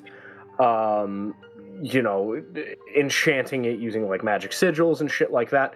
But if I'm able to just construct the parchment, I would basically be able to remove a lot of like the raw material cost, thus leaving just like the magical labor aspect. Which I would assume would speed it up quite significantly. Hold on 1 second. If you're hurting for magic materials, the tapestries are the least valuable thing that I have banging around in my backpack. Yeah, worth noting, I cannot transmute anything that's magical, which is why I was saying the tapestries, because they're already like, scroll adjacent.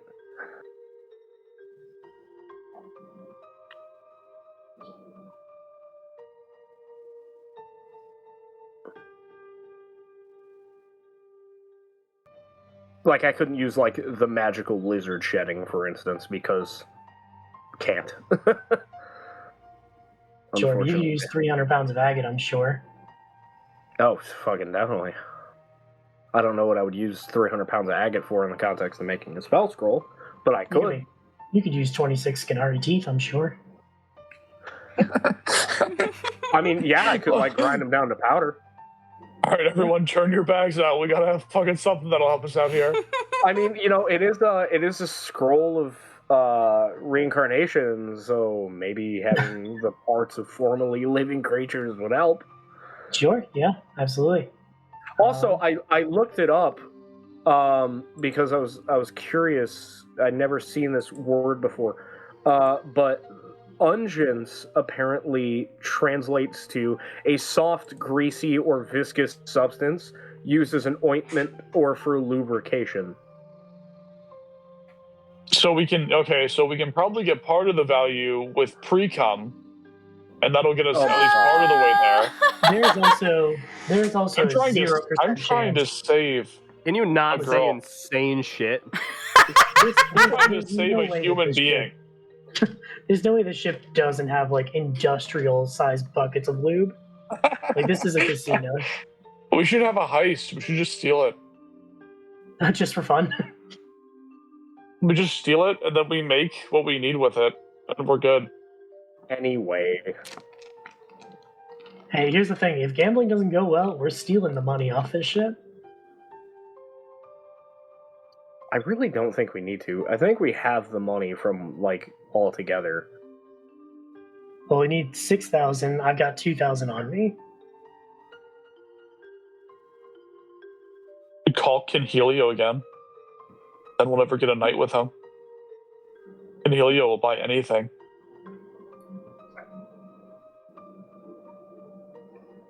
If I could call Kinhelio, fuck, you're not wrong, actually. If we want to use that right away. But we want to sell a bunch of shit first. Yeah. Yeah, I kind of want to go like put it all on black or something. Just to see. And then if it goes wrong, just hold up the casino. Nobody fucking moves. We steal it back, yeah. Save me. Wait a minute. Wait. Holy shit. I just had an idea. I met a bunch of people from the Drake's Horde Mercantile Alliance, right? Mercantile Alliance? Mm-hmm. Yeah. Can I, like, reach out to my contacts in that organization, like, hey, any of you motherfuckers got a spell scroll? I mean, you could, but but most of them won't have a way to, like, get it to you out in the ocean. Oh, I'm just gonna, like, poof on over there the same way I went to visit Trixie. If they got it, I can get it. I'm just saying, like, I understand if the answer's no. Totally fair. But I figured I'd give it a shot. Yeah, I mean, even if they just have money, I'm not too worried about the time at this point. Yeah, yeah, I'll take it a loan. I don't care. Yeah, I was about to say, I mean, mostly the issue here isn't necessarily the materials and making the spell scrolls, because I've also almost never used the canon measurements for magical item crafting, like, ever. That is true. I mean, I'll reach out to my fucking mom if I need to, like... I've never really, that has never been the thing. The thing that I'm trying to figure out for y'all now is if I need to, like, impromptu have y'all roll for gambling games, or if you guys have other ways to get the gold. Like, right now we're just concerning gold cost, but materials and crafting... Like, if we're not using the rule, then how much money do we need to make the scroll? Well, usually the gold cost has been around the same, but it takes a month for you to make a singular scroll. I've never used that rule. I've just had you guys, we'll keep the same thing, but then I go, okay, but what are you willing to put into it to make it go faster? And then you guys are like, I don't know, can I put some ghost goop on it? And I'm like, yeah. Make a really good check. And then you make a really good check, and then I let you do it, in half the time. Okay. We play some cards and then we all go home. So what I'm hearing is we gotta go play a legendary game of dragon chess, and if we lose, we have to fulfill the captain's prophecy.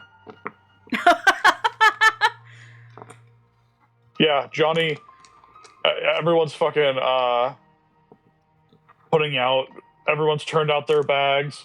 Fucking, I have a marble. I have a magical marble. Okay, 70 bear rice balls. Somebody has to be paying for 70 bear rice balls. Yeah, Johnny, hungry and irritated, and generally unconcerned with people who are already dead, is going to say, oh, I know. Those people were seeming to get quite a bit of money out there. I'll just go get some there. And he will swim back down. And he will, of course, wait for the party. Yeah, before Xander goes back down, just gonna kind of like put a hand on the weird leopard dog fish thing.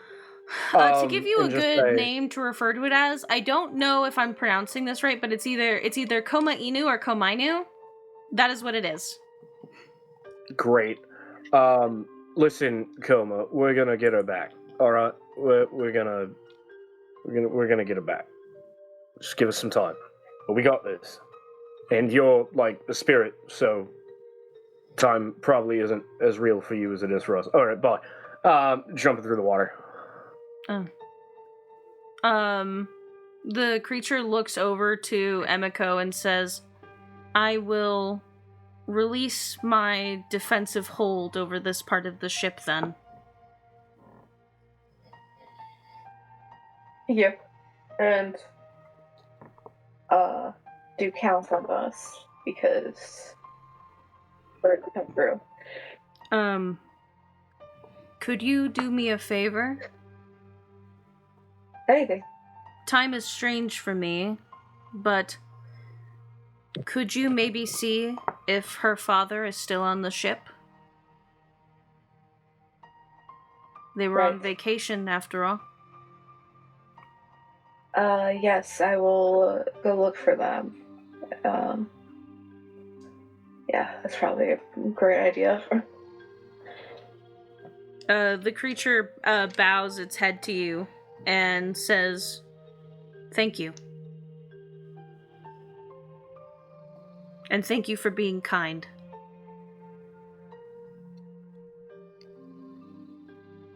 Many have come looking for me, seeking to draw their swords or burn me with their magic. I thought they were coming to harm what I was protecting.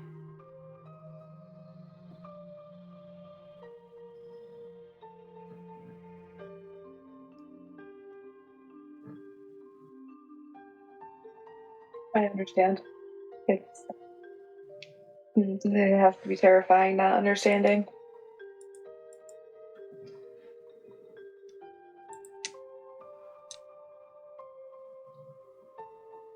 Yeah, and the creature exits the space with the rest of you. But once it is on the other side, it disappears completely, and you notice that some of the fog, returns with its passage.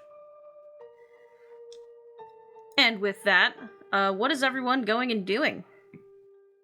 Yeah, Johnny, seeing that the party has returned, says, okay, we'll put our money together until we have $2,500, 1,000 gold.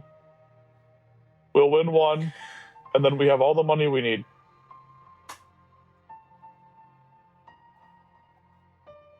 First, let's talk to Sparks and let him know the job is done. That'll pad up money a little bit. Oh, yeah. Okay. Yeah, we go talk to Sparks. Yeah, Sparks is behind the bar, and he looks up and says, "Oh, hey, you're back."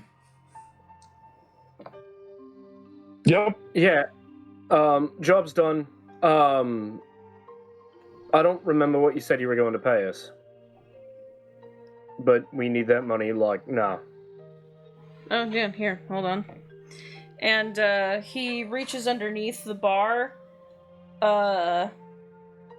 and he pulls out, he, counts how many of you there are, and he pulls out, 6, sacks of gold, that each contain 150 gold pieces.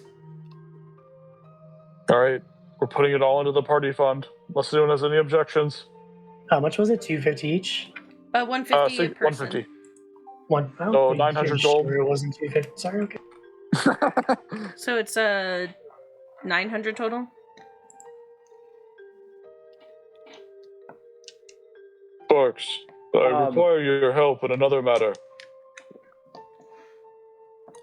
What is it? Well, you see, my compatriots here have put a brief hold, an inconvenient one, on my task. I was wondering if there were any particularly degenerate gamblers among the patrons of the ship, ones who'd perhaps be willing to engage in an incredible game, one that would allow us to pass this flag as soon as possible.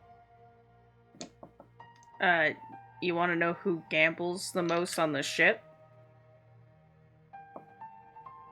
Who gambles the most and who gambles with the most? Listen, there's not really any time to explain, but we need to find some way to make up 5,100 gold. Fuck. Okay. Well, there's a few ways that you can maybe do that, although it is, gambling, so good luck. But there's this, super, super old, elf guy who, he's been alive so long and has so much money he doesn't even know what to do with it, and most of it he spends on here. He kind of never gets off the boat. He buys his ticket, every few weeks, and he just chills out here. He plays a lot of games with a lot of money. There's also the hourly lottery that they do, where if you guess the right amount of numbers correctly, yada yada, you know how lottery works. And then there is there's this woman where she's not an employee here, but she hasn't broken any of our rules, so we let her do whatever, where she challenges people to a card game, and just always ends up taking their money, and then puts all in every time she plays. She has swindled so many people here out of their money, but, we can't kick out a passenger for playing card games, so...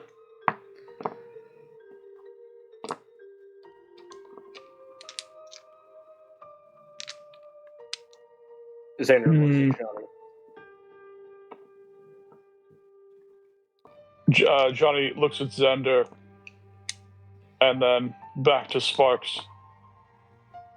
I need someone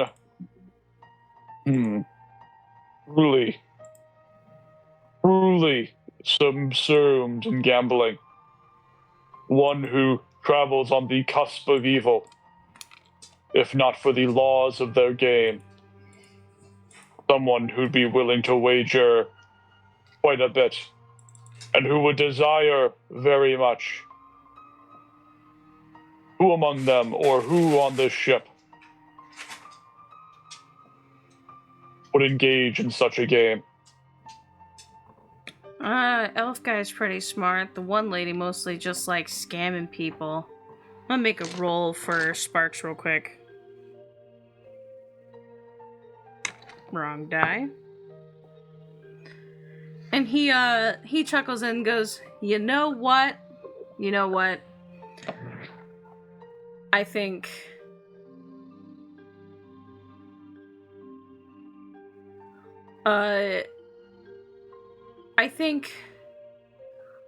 I know who you should try. There's some weird Arakan fella, really kooky looking. He has so much money. He's played every game. He continues to play every game. Weirdly wins all the lottery. Not all the time, but like he's done it more than once, which is already a feat of its own. They literally just call him Jack because of how often he plays blackjack. I don't even know what his real name is. He won't tell it to me. He claims that he is supernaturally lucky. Kind of a weirdo.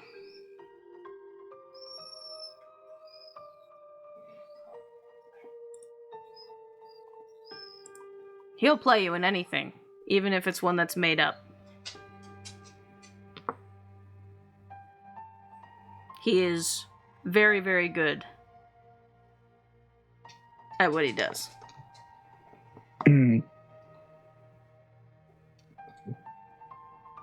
Very well. Turn to the party. Jack, then. Shall he be our patron? I'm pretty supernaturally lucky myself.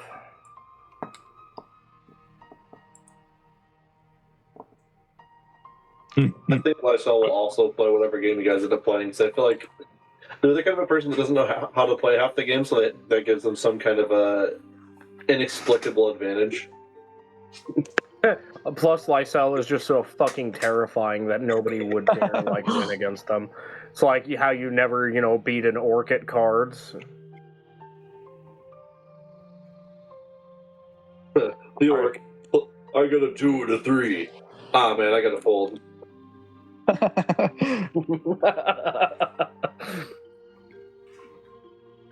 Okay.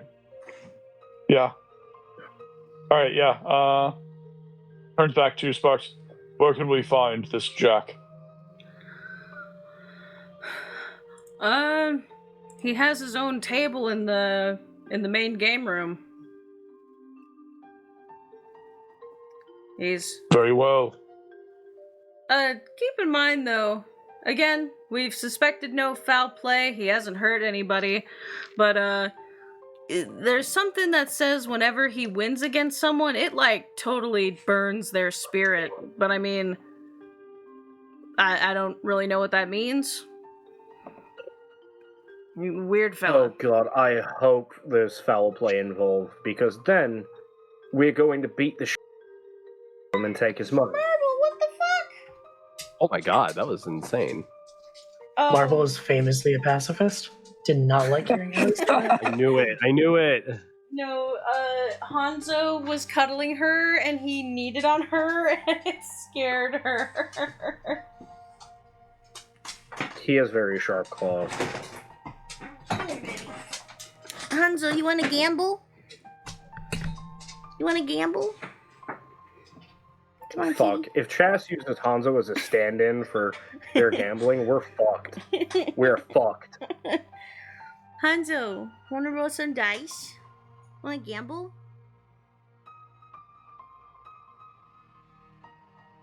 What game should it... Alright. Well then. Alright, we're walking over to the private table of Jack the Oracle. I should wish only for this task to finish as soon as possible, that we may leave this boat and continue. To those ends, what game shall we challenge Jack to? Well, we can't challenge him to blackjack. His name is in the game. He seems like he'd be really good at that one. Well, I bet that's a misnomer. What if we challenge him to blackjack because that's actually what he's not good at? It's an intimidation tactic. A gross misunderstanding of how blackjack works. You don't play against other people. You play against the house. You're thinking of poker, which we can do poker. I've never played a single one of these games, by the way. I am an insanely lucky person, but it's more for the metaphysical reasons and social aspect of luck and the way that sort of goes, rather than like, oh, look, I found a copper piece on my way to work today. That's never happened to me.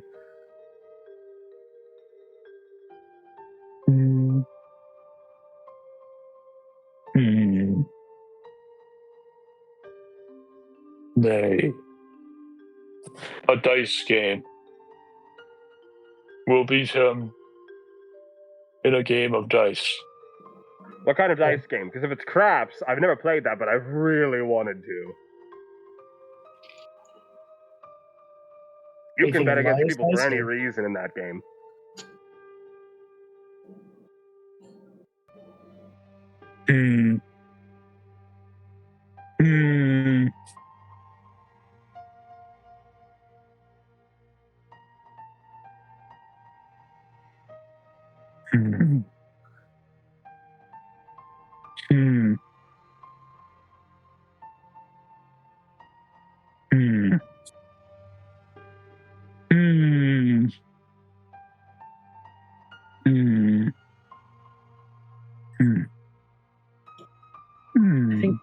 I think Vivian's gonna go find a blackjack table and she's gonna say, "Wish me luck." Up to the tail. Lexel will join Vivian.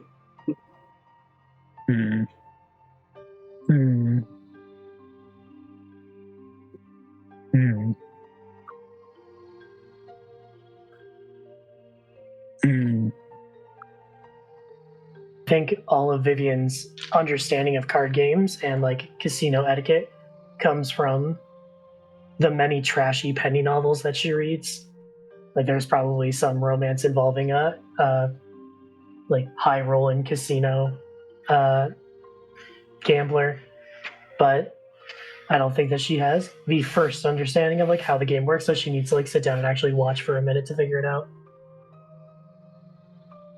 Because it's like when you're the village's only witch, no one invites you to the poker game.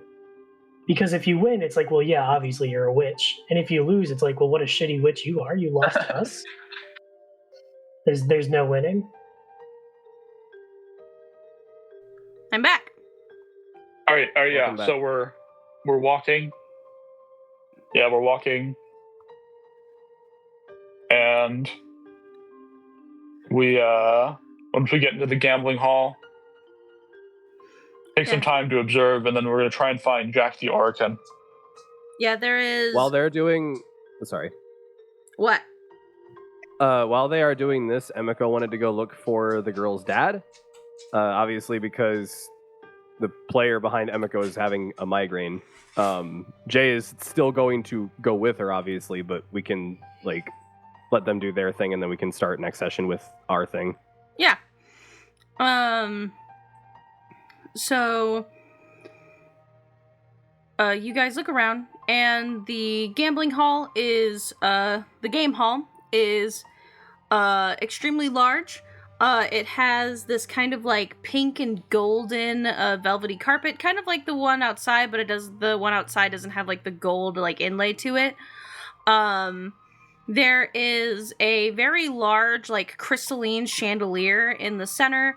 There's a bunch of people in, like, cute little outfits that are, helping people with the games and whatnot. There's, like, a few card tables.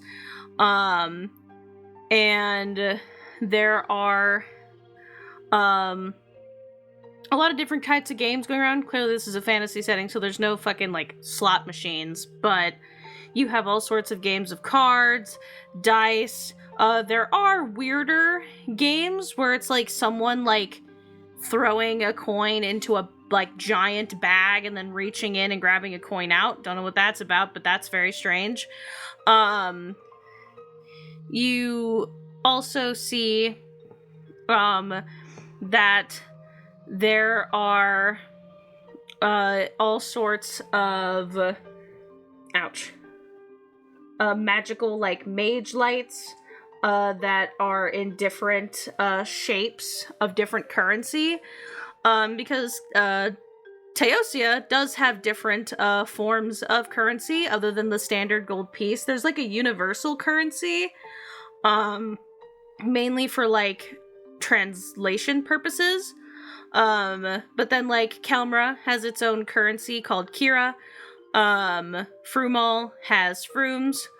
There's a lot of places have their, like, own kind of, like, native currency. I don't include it in games most of the time because honestly y'all don't travel continents that often, so I just say gold. And, like, all of the little mage lights are shaped like the vast, like, different currency types in Teosia.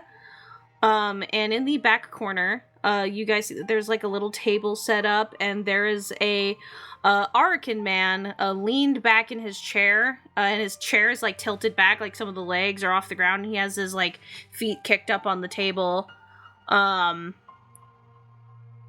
And he's currently, like, counting coins in a little coin purse, like, dropping them in, like, one at a time. He is wearing, these, like, padded robes that almost look like armor in the way that they are stitched, but it is clearly not armor. And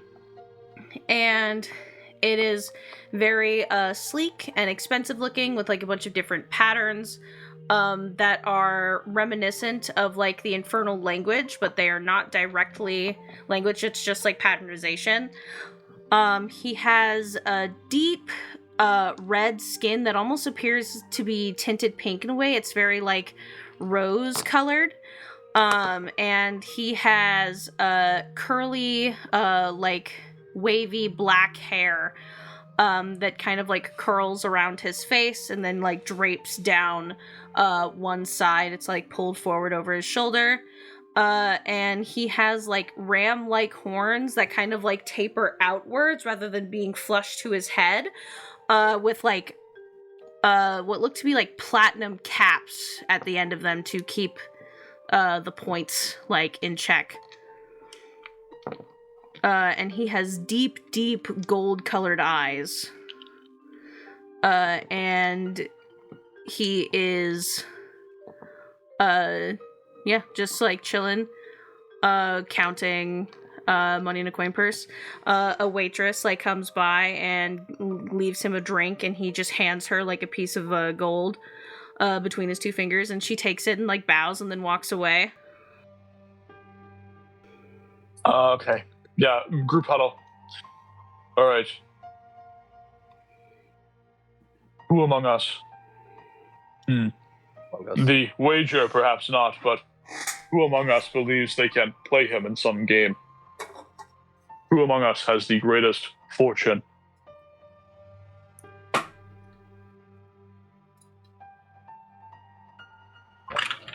I'd say probably me.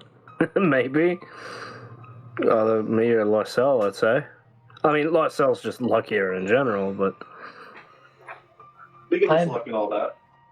Both Xander and I are able to twist fate if the need arises. Depends on what kind of game we're going to be playing. Sometimes the souls grant me a bit of a blessing. This is true.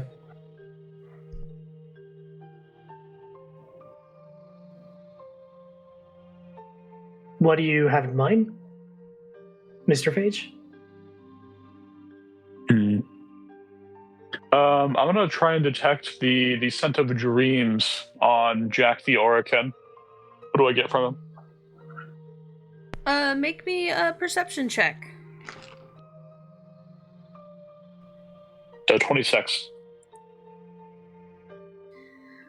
So you look over at him and, there's a lot of, aromas and flavors, a lot of them about, just having more success or gold.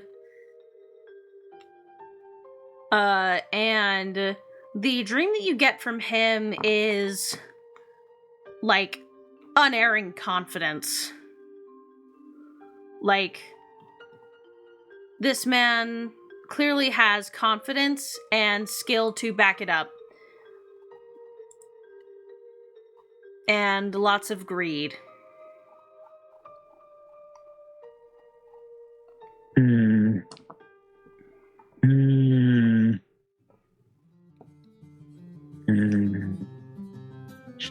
Turns back to Vivian and the gang. Nay. Nay. Let us not use the underhanded tactics against this man. Certainly, he has the aura of confidence. Certainly, he has seen them all.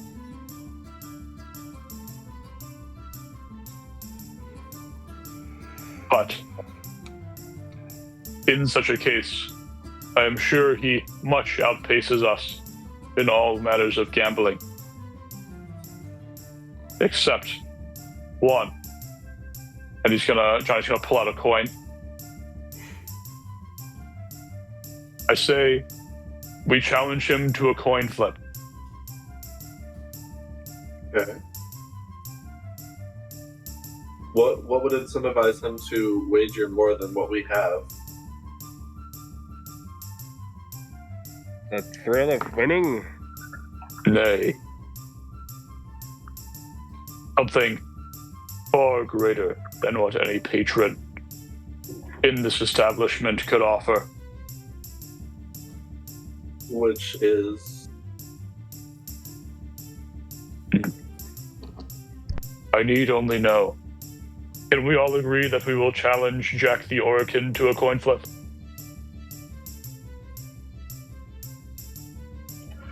Can we try something else first? I just feel like we've walked into the jungle and we're like, bring me your biggest lion when none of us know how to fight a lion. I feel like I could fight a lion. That was a bad metaphor. Simile wasn't a metaphor. If you're confident in this, then I have more faith in you than I do in a coin flip. So if you desperately want to try this, we will.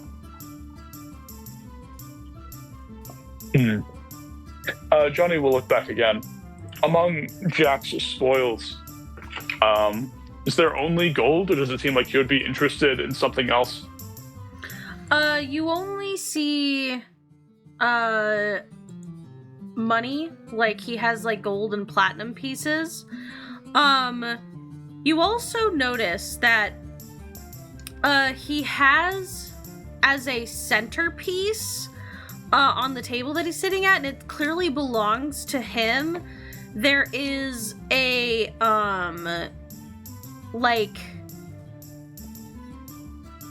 it looks like a hollowed out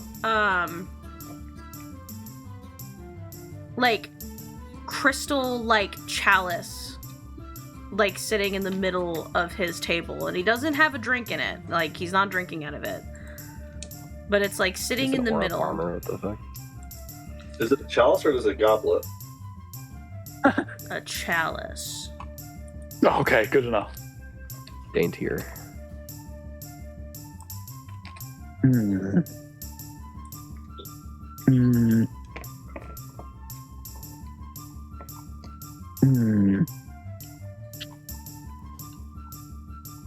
Very well, Vivian. We will leave the coin flip for a moment longer. It's a good plan, C.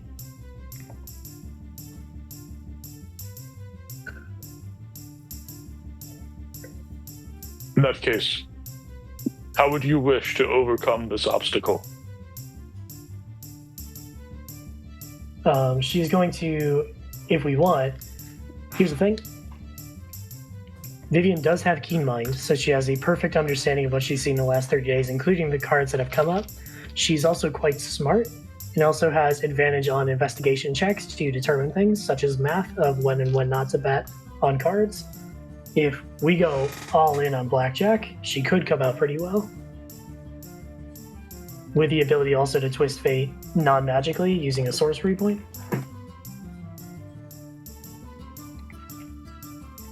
So it's an advantage roll +7 possibility. Well, fortunately, blackjack doesn't require you to bet, to like bluff at all. It's literally just like, can you get to 21? True, but like, you don't, Vivian doesn't express stress of any kind. Yeah, I'm gonna intimidate the cards. Yeah. All right. Yeah. I think let's try it. I'm also willing to just do the coin flip because that sounds dramatic and fun. And also, if it goes wrong, this becomes a heist. Yeah. All right. Let's try the Jack Black first, and then if that fails, we'll go for a coin flip. What's Jable and Jables? Yeah. All right. Yeah. So. I do have a goal for literally everybody else, though, because one thing Vivian knows about casinos is that if you start winning a lot and they expect you are card counting, they will throw your ass out. So I need everybody else to go be loud and obnoxious around the other rest of the room to distract fucking casino goers. On it, boss. On it. Yeah, I'm very good at being annoying. For you if you was your wife. Shut. Yeah, you just be loud. Just please have it. Go to the craps table, be loud, and have a great time. Throw hands if you absolutely need to.